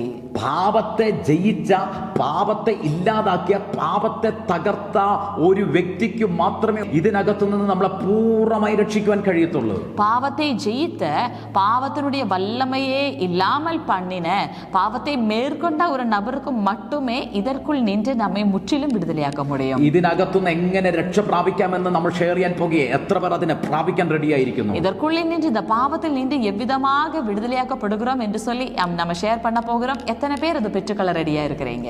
ഹല്ലേലൂയ. നിങ്ങളെ ഇതുവരെ അടിമകളാക്കി വെച്ച, നിങ്ങളെ ദാസന്മാരാക്കി വെച്ച, നിങ്ങളെ ബന്ദികളാക്കി വെച്ച പാപബന്ധനത്തിനകത്തുനിന്ന് എങ്ങനെ പുറത്തു വരാമെന്ന് ഇന്ന് പരിശുദ്ധാത്മാവ് നിങ്ങളോട് സംസാരിക്കാൻ പോകുകയാണ്. ஹல்லேலூயா. இதுவரைக்கும் உங்களை அடிமைகளாக வைத்த, இதுவரைக்கும் உங்களை தாசர்களாக வைத்த அந்த பாவத்தினுடைய வல்லமையில் நின்று உங்களை விடுவிக்க என்ன வழி என்று சொல்லி ஆவியானவர் உங்களோடு கூட இன்னைக்கு பகிர போகிறார். തുടക്കത്തിൽ തന്നെ നിങ്ങൾ തിരിച്ചറിഞ്ഞാട്ടെ, കർത്താവായ യേശു ക്രിസ്തുവിനല്ലാതെ വേറെ ആർക്കും ഈ പാപത്തിന്റെ ബന്ധനത്തിനകത്ത് നിന്ന് നമ്മളെ പുറത്തെടുക്കുവാനായിട്ട് കഴിയത്തില്ല. துவக்கத்திலேயே நீங்கள் ஒரு விஷயத்தை புரிந்து கொள்ளுங்க. கர்த்தராகிய இயேசு கிறிஸ்துவுக்கு அல்லாமல் வேற எந்த நபருக்கும் இந்த பாவத்தினுடைய பிரமாணத்தில் நின்று கட்டில் நின்று நம்மை விடுவிக்க முடிவதில்லை. അതുകൊണ്ട് സ്നാപക യോഹന്നാൻ യേശുവിനെ കണ്ടുകൊണ്ട് പറയുന്നത്, യോഹന്നാന്റെ സുവിശേഷം 1-29 വാക്യത്തിനകത്ത്, യേശു ലോകത്തിന്റെ പാപങ്ങൾ ചുമന്നു നീക്കുന്ന ദൈവത്തിന്റെ കുഞ്ഞാണെന്ന്. அதனால்தான் யோவான் கர்த்தராகிய இயேசு கிறிஸ்துவை பார்த்த யோவானின் சுவிசேஷம் 1-29 இவ்விதமாக சொல்கிறது, இதோ உலகத்தினுடைய பாவங்களை சுமக்கிற தேவ ஆட்டுக்குட்டி என்று. ഹല്ലേലൂയ. ലോകത്തിന്റെ പാപങ്ങളെ ചുമന്നു നീക്കുന്ന ദൈവത്തിന്റെ കുഞ്ഞാടാണ് യേശു ക്രിസ്തു. உலகத்தினுடைய பாவங்களை சுமந்து தீர்க்கிற தேவ ஆட்டுக்குட்டியானவர் தான் இயேசு கிறிஸ்து. എന്തുകൊണ്ടാണ് ലോകത്തിന്റെ പാപങ്ങൾ എന്ന് ഇവിടെ പറയുന്നത്? ஏன் உலகத்தினுடைய பாவங்கள் என்று இந்த இடத்தில் சொல்லப்படுவது? കാരണം റോമാലേഖനത്തിനകത്ത് കണ്ടു, ആദ്യ മനുഷ്യനായ ആദാമിന്റെ ലംഘനത്താൽ പാപവും മരണവും ലോകത്തിൽ കടന്നു എന്നാ പറയുന്നത്. ஏனென்றால் ரோமர்கேத நிருபத்தில் நாம் இவ்விதமாக பார்த்தோம், ஆதாம் என்றுதான ஒரே மனுஷனுடைய மீறுதலினாலே பாவமும் மரணமும் உலகத்தில் பிரவேசித்தது என்று சொல்லி. ഹല്ലേലൂയ. എന്തുകൊണ്ടാണ് യേശു ക്രിസ്തുവിനെ ലോകത്തിന്റെ പാപം ചുമന്നു നീക്കുന്ന ദൈവത്തിന്റെ കുഞ്ഞാടെന്ന് പറയുന്നത്? ஏன் கர்த்தராகிய இயேசு கிறிஸ்துவை உலகத்தினுடைய பாவங்களை சுமக்கிற தேவ ஆட்டுக்குட்டி என்று சொல்கிறது? കാരണം 1 പത്രോസ് 2-24 വാക്യത്തിനകത്ത് ഇങ്ങനെ പറയുന്നത്, യേശു കർത്താവ് നമ്മുടെ പാപങ്ങൾ സ്വന്തം ശരീരത്തിൽ വഹിച്ചുകൊണ്ട് കുരിശിൽ കയറി എന്ന് വചനം പറയുന്നു. ஏனென்றால் 1 பேதுரு 2 அதனுடைய 24 இவ்விதமாக சொல்கிறது, கர்த்தராகிய இயேசுவானவர் சொந்த சரீரத்தில் பாவங்களை சுமந்து கொண்டு கல்வாரி சிலுவையிலே ஏறினார் என்று. നമ്മുടെ പാപത്തെ കർത്താവ് യേശു കർത്താവ് സ്വന്തം ശരീരത്തിൽ വഹിച്ചു. നമ്മുടെ ഓരോരുത്തരുടെയും പാപത്തെ യേശു തന്റെ ശരീരത്തിൽ വഹിച്ചിട്ട് ക്രൂശിൽ കയറി നമുക്ക് വേണ്ടി യാഗമായി തീർന്നു. நம் அனைவருடைய பாவத்தையும் கர்த்தராகிய இயேசுவானவர் சொந்த சரீரத்திலே ஏற்றுக்கொண்டார். நம் அனைவருடைய பாவத்தை இயேசுவானவர் சொந்த சரீரத்தில் ஏற்றுக்கொண்டு நமக்காக கல்வாரி சிலுவையிலே அவர் பலியானார். ഹല്ലേലൂയ. യേശു ചെയ്ത പാപത്തിന് വേണ്ടിയിട്ടല്ല യേശു ക്രൂശിൽ മരിച്ചത്. യേശു ചെയ്തதான പാപത്തിற்காக அல்ல இயேசுவானவர் சிலுவையிலே மரித்தது. ഒരു പാപം പോലും ചെയ്യാത്ത ഏക സത്യദൈവമാണ് യേശു കർത്താവ്. യേശു കർത്താവ് ഒരു പാപം പോലും ചെയ്തിട്ടേ ഇല്ല. എന്നിട്ട് പോലും നമ്മുടെ പാപത്തെ യേശു സ്വന്തം ശരീരത്തിൽ വഹിച്ചു. നമ്മുടെ പാപത്തെ സ്വന്തം ശരീരത്തിൽ വഹിച്ചു. നമുക്ക് പകരം യേശു ക്രൂശിൽ മരിച്ചു. ஒரு பாவம் கூட செய்யாத சத்திய தேவன் தான் இயேசுவானவர். பாவமே அறியாத சத்திய தேவன் இயேசுவானவர். ஆனாலும் நம்முடைய பாவங்களே அவர் சொந்த சரீரத்தில் ஏற்றுக்கொண்டு நமக்காக கல்வாரி சிலுவையிலே மரித்தார். ഹല്ലേലൂയ. റോമാലേഖനം 8-3 വാക്യം ഇങ്ങനെ പറയുന്നത്, ரோமர்கேத நிருபம் 8 இவ்விதமாக சொல்கிறது, ജഡത്താലുള്ള ബലഹീനത നിമിത്തം ന്യായപ്രമാണത്തിന് കഴിയാത്തതിനെ സാധിപ്പാൻ ദൈവം തന്റെ പുത്രനെ പാപജഡത്തിന്റെ സാദൃശ്യത്തിലും പാപം നിമിത്തവും അയച്ചു, പാപത്തിന് ജഡത്തിൽ ശിക്ഷ വിധിച്ചു എന്ന്. மாம்சத்தினாலே பலவீனமாயிருந்த நியாயப்பிரமாணம் செய்யக்கூடாததே தேவனே செய்யும்படிக்கு தம்முடைய குமாரனை பாவ மாம்சத்தின் சாயலாகவும் பாவத்தை போக்கும் பலியாகவும் அனுப்பி மாம்சத்திலே பாவத்தை ஆக்கினைக்குள்ளாக தீர்த்தார். ഇവിടെ വചനം പറയുന്നു, ദൈവം തന്റെ പുത്രനെ പാപജഡത്തിന്റെ സാദൃശ്യത്തിലും പാപം നിമിത്തവും അയച്ചു എന്ന് വചനം പറയുന്നു. இந்த இடத்தில் வசனம் இவ்விதமாக சொல்கிறது, கர்த்தர் தம்முடைய ஒரே பேரான குமாரனாகிய இயேசு கிறிஸ்துவை பாவம் மாംസ ശരീര സായലാகவும் പാപത്തിற்காகவும் இந்த பூமிக்கு அனுப்பினார். അപ്പം ആദാമിന്റെ ലംഘന നിമിത്തം ഭൂമിയിൽ പാപം പരന്നപ്പോൾ, ലോകത്തിൽ പാപം പരന്നപ്പോൾ, പിതാവാം ദൈവം തൻ്റെ പുത്രനായ യേശു ക്രിസ്തുവിനെ പാപജഡത്തിന്റെ സാദൃശ്യത്തിലും പാപം നിമിത്തവും ഭൂമിയിലേക്ക് അയച്ചു. ஆதாமனுடைய மீறுதலினாலே பாவம் பூமி எங்கும் பரவின போது பிதாவாகிய தேவன் தம்முடைய ஒரே பேரான குமாரனே இயேசு கிறிஸ்துவை பாவ மாംസ சரீரத்தினுடைய சாயலாகவும் പാപത്തിற்கான ബലിയാகவும் இந்த பூமிக்கு அனுப்பினார். ഇവിടെ വചനം പറയുന്നത് പാപത്തിന് തന്റെ ജഡത്തിൽ ശിക്ഷ വിധിച്ചു എന്ന് ഇവിടെ വചനം പറയുന്നു. பாவத்திற்கு தம்முடைய சரீரத்திலே ஆக்கினை தீர்த்தார் என்று சொல்லி ஆமென் நம்ம வார்த்தையில பார்க்கிறோம். ദൈവമക്കളെ, നിങ്ങളെ അടിമകളാക്കി വെച്ച, നിങ്ങളെ ബന്ദികളാക്കി വെച്ച, നിങ്ങളെ ദാസന്മാരാക്കി വെച്ച, നിങ്ങളെ നല്ല പ്രവർത്തികൾ ചെയ്യാൻ അനുവദിക്കാത്ത പാപത്തിന് യേശു കർത്താവ് തന്റെ ജഡത്തിൽ ശിക്ഷ വിധിച്ചു. தெய்வ பிள்ளைகளே, உங்களை நற்கிரியைகளை செய்ய விடாமல் வைத்த, உங்களை அடிமைகள் ஆக்கி வைத்த, உங்களை கொண்டு அடிமைத்தனத்தினுடைய கிரியைகளை செய்ய வைத்த அந்த பாவத்திற்கு கர்த்தராகிய இயேசுவானவர் தம்முடைய சொந்த சரீரத்திலே ஆக்கினை தீர்த்தார். തന്റെ സ്വന്തം ശരീരത്തിൽ ആ ശിക്ഷയിലൂടെ പാപത്തിൽ നിന്നുള്ളൊരു വിടുതൽ യേശു നമുക്ക് നേടിത്തന്നു. தம்முடைய சொந்த சரீரத்தில் செய்ததான அந்த பலி வழியாக பாவத்தில் நின்றொரு விடுதலை இயேசுவானவர் நமக்கு தந்தார். ഹല്ലേലൂയ. അതുകൊണ്ടാണ് യോഹന്നാൻ എഴുതിയ 1-ാം ലേഖനം 1-ാം അധ്യായം 7-ാമത്തെ വാക്യം പറയുന്നത്, പുത്രനായ യേശുവിന്റെ രക്തം സകല പാപവും പോക്കി നമ്മളെ ശുദ്ധീകരിക്കുന്നുവെന്ന്. ஆதலால் தான் யோவானுடைய 1வது நிருபம் 1வது அதிகாரம் 7வது வசனம் விதமாக சொல்கிறது, குமாரனாகிய கிறிஸ்துவினுடைய இரத்தம் சகல பாவവും போக்கி നമ്മെ சுத்திகரிக்கிறது என்று. നിങ്ങളുടെ കർത്താവായ യേശു ക്രിസ്തുവിന്റെ രക്തം സകല പാപവും പോക്കി നിങ്ങളെ ശുദ്ധീകരിച്ചിരിക്കുന്നു എന്ന് എത്ര പേർക്ക് വിശ്വസിക്കാൻ കഴിയുന്നു? உங்களுடைய கர்த்தராயிருக்கிற இயேசு கிறிஸ்துவினுடைய இரத்தமானது உங்களுடைய சகல பாவமும் போக்கி உங்களை சுத்திகரித்திருக்கிறது என்று சொல்லி இன்னைக்கு எத்தனை பேர் நம்புறீங்க? യേശു സ്വന്തം ശരീരത്തിൽ പാപത്തിന് ശിക്ഷ വിധിച്ചു എന്ന് എത്ര പേർക്ക് വിശ്വസിക്കാൻ കഴിയുന്നു? இயேசுவானவர் சொந்த சரீரத்தில் பாவத்திற்கான தண்டனையை ஏற்றுக்கொண்டார் என்று எத்தனை பேர் விசுவசிக்கிறீங்க?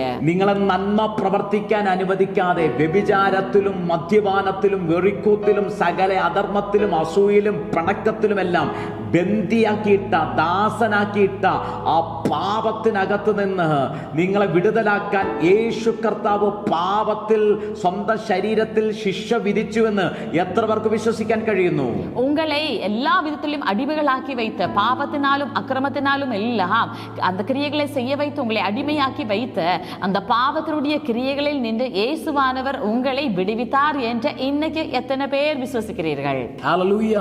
ആമേൻ. പത്രോസിന്റെ ലേഖനത്തിനകത്ത് പത്രോസ് പറയുക, ആമേൻ, യേശു കർത്താവ് നമ്മുടെ പാപങ്ങളെ സ്വന്തം ശരീരത്തിൽ വഹിച്ച് ക്രൂശിൽ കയറിയത് നാം പാപത്തിൽ മരിച്ച് നീതിക്ക് ജീവിക്കേണ്ടതിനാകുന്നു എന്ന്. பேதுரு ஆமென் 1 பேதுரு 2வது அதிகாரத்தில் ஆமென் பேதுரு இவ்விதமாக சொல்கிறது, இயேசுவானவர் நம்முடைய பாவத்தை சுமந்து கொண்ட சிலுவையில் ஏறினது நாம் பாவத்திற்கு மரித்து நீதிக்கு பிழைக்கும்படியாகவே என்று. ഹല്ലേലൂയ. ഹല്ലേലൂയ. അപ്പോൾ ദൈവമക്കളെ, നിങ്ങൾ ശ്രദ്ധിച്ചേ, പാപം നിങ്ങളെ ബന്ദിയാക്കിയ, നിങ്ങളെ ദാസനാക്കിയ, അടിമകളാക്കിയ പാപത്തിൽ നിന്ന് നിങ്ങൾ മോചനം പ്രാപിക്കണമെങ്കിൽ നിങ്ങൾ യേശു ക്രിസ്തുവിനോടൊപ്പം ആ പാപസമ്മതമായി നിങ്ങൾ മരിച്ചിരിക്കണം. அப்போ தேவனுடைய பிள்ளைகளே, இதுவரைக்கும் உங்களை அடிமைகள் ஆக்கினதான அந்த பாவத்தில் நின்று நீங்கள் முற்றிலும் விடுதலையாக்கப்பட வேண்டும் என்று சொன்னால் நீங்கள் பாவ சம்பந்தமாக மரணமடைய வேண்டும். ഇന്ന് എത്ര പേർ തിരിച്ചറിയുന്നു, എൻ്റെ ജീവിതത്തിൽ ഒരു പരിപൂർണ വിടുതൽ, പാപത്തിൽ നിന്നൊരു വിടുതൽ ലഭിക്കുന്ന സമയമാണിതെന്ന്? எத்தனை பேர் இன்றைக்கு புரிந்து கொள்றீங்க, என்னுடைய வாழ்க்கையிலே நான் பாவத்தில் நின்று முற்றிலும் விடுதலையாக்கப்படுகிற ஒரு நேரம் இது என்று? ഹല്ലേലൂയ. റോമാലേഖനം 6-ാം അധ്യായം 7-ാമത്തെ വാക്യം ഇങ്ങനെ പറയുന്നു, അങ്ങനെ മരിച്ചവൻ പാപത്തിൽ നിന്ന് മോചനം പ്രാപിച്ചിരിക്കുന്നുവെന്ന്. தெய்வ பிள்ளைகளே, ரோமர் கைத நிருபம் 6வது அதிகாரம் அதனுடைய 7வது வசனம் விதமாக சொல்கிறது, இப்படி மரித்தவன் பாவத்தில் நின்று விடுதலையாக்கப்பட்டிருக்கிறான். ഹല്ലേലൂയ.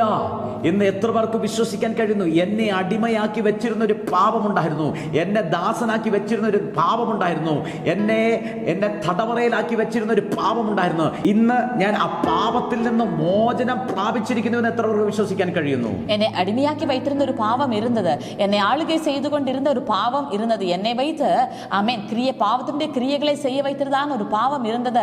ஆனால் இன்றைக்கு பாவத்தில் நின்று நான் முற்றிலும் விடுதலையாக்கப்பட்டிருக்கிறேன் என்று சொல்லி இன்னைக்கு எத்தனை பேர் புரிந்து கொள்றீங்க? പാപത്തിൽ നിന്ന് മോചനം പ്രാപിച്ചു എന്ന് ഉറപ്പുള്ളവർ കരം ഉയർത്തി ഒന്ന് സ്തോത്രം ചെയ്താട്ടെ. പാപത്തിൽ നിന്ന് മുற்றிலும் വിടുതലയാക്കപ്പെട്ടேன் என்று உறுதியுள்ளவர்கள் கரங்களை உயர்த்தி ஸ்தோத்திரம் பண்ணிக்கொள்ளுங்க. എങ്ങനെ മരിച്ചവനെ കുറിച്ച് ഇവിടെ പറയുന്നത്? எப்படி மரித்தவனை குறித்து வார்த்தை சொல்கிறது? യേശു ക്രിസ്തുവിനോട് കൂടെ ക്രൂശിക്കപ്പെട്ട്, യേശു ക്രിസ്തുവിനോട് കൂടെ മരിച്ച്, യേശു ക്രിസ്തുവിനോട് കൂടെ അടക്കപ്പെട്ട്, യേശു ക്രിസ്തുവിനോട് കൂടെ ഉയർത്തെഴുന്നേറ്റവനെ കുറിച്ച് ഇവിടെ പറയുന്നത്. യേശു ക്രിസ്തുവോട് കൂടെ സിലുവയിൽ അടിക്കപ്പെട്ട്, യേശു ക്രിസ്തുവോട് കൂടെ മരിത്ത്, യേശു ക്രിസ്തുവോട് കൂടെ അടക്കപ്പെട്ട്, യേശു ക്രിസ്തുവോട് കൂടെ ഉയരോടെ എഴുമ്പിന ഒരു നബரை குறித்தான் இந்த இடத்தில் சொல்கிறது. ഹല്ലേലൂയ. യേശു ക്രിസ്തുവിനോട് കൂടെ മരിച്ച് അടക്കപ്പെട്ട് ഉയർത്തെഴുന്നേൽക്കുന്നത് എങ്ങനെയാ? സ്നാനത്തിലൂടെ നിങ്ങൾ യേശു ക്രിസ്തുവിനോട് കൂടെ അടക്കപ്പെട്ട് ഉയർത്തെഴുന്നേറ്റിരിക്കുക. യേശു ക്രിസ്തുവോട് കൂടെ മരിത്ത് അടക്കപ്പെട്ട് ഉയരോടെ എഴുമ്പത് എவ்விதமாக ஞானஸ்நானம் வழியாக நீங்கள் യേശു ക്രിസ്തുവോട് കൂടെ മരിത്ത് അവരോട് കൂടെ ഉയരോടെ എഴുമ്പിയിരിக்கிறீர்கள். നിങ്ങൾ സ്നാനപ്പെടാത്ത വ്യക്തികളാണെങ്കിൽ നിങ്ങൾ യേശു ക്രിസ്തുവിനോട് കൂടെ മരിച്ച് അടക്കപ്പെട്ട് ഉയർത്തെഴുന്നേൽക്കുന്നതിന്റെ സാദൃശ്യമായ സ്നാനത്തെ നിങ്ങൾ സ്വീകരിച്ചാട്ടെ. വെള്ളത്തിൽ മുങ്ങി നിങ്ങൾ സ്നാനപ്പെട്ടാട്ടെ.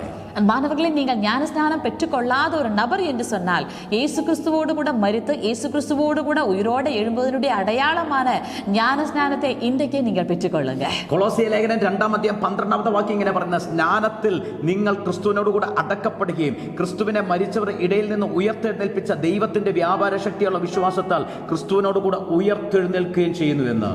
கொலோசியருக்கு நிருபம் 2வது அதிகாரம் அதனுடைய 12வது வசனம் இவ்விதமாக சொல்கிறது, ஞானஸ்நானத்தினாலே அவரோடு கூட அடக்கம் பண்ணப்பட்டவர்களாகவும் அதிலே அவரை மரித்தோரிலிருந்து எழுப்பின தேவனுடைய செயலின் மேலுள்ள விசுவாசத்தினாலே அவருடைய கூட எழுந்தவர்களாகவும் இருக்கிறீர்கள். ഓ, ഇന്ന് തിരിച്ചറിഞ്ഞാട്ടെ, നിങ്ങൾ ക്രിസ്തുവിനോട് കൂടെ സ്നാനത്തിൽ അടക്കപ്പെട്ട് ആമേൻ ജീവന്റെ പുതുക്കത്തിൽ ഉയർത്തെഴുന്നേറ്റിരിക്കുന്നവരാ. ഓ, ഇன்றைக்கு நீங்கள் புரிந்து கொள்ளுங்க, நீங்கள் கிறிஸ்துவேசுவோடு கூடவே ஞானஸ்நானம் வழியாக அடக்கம் பண்ணப்பட்ட, ஞானஸ்நானம் வழியாக அவரோடு கூடவே உயிரோடு எழும்பினவர்கள். ആമേൻ.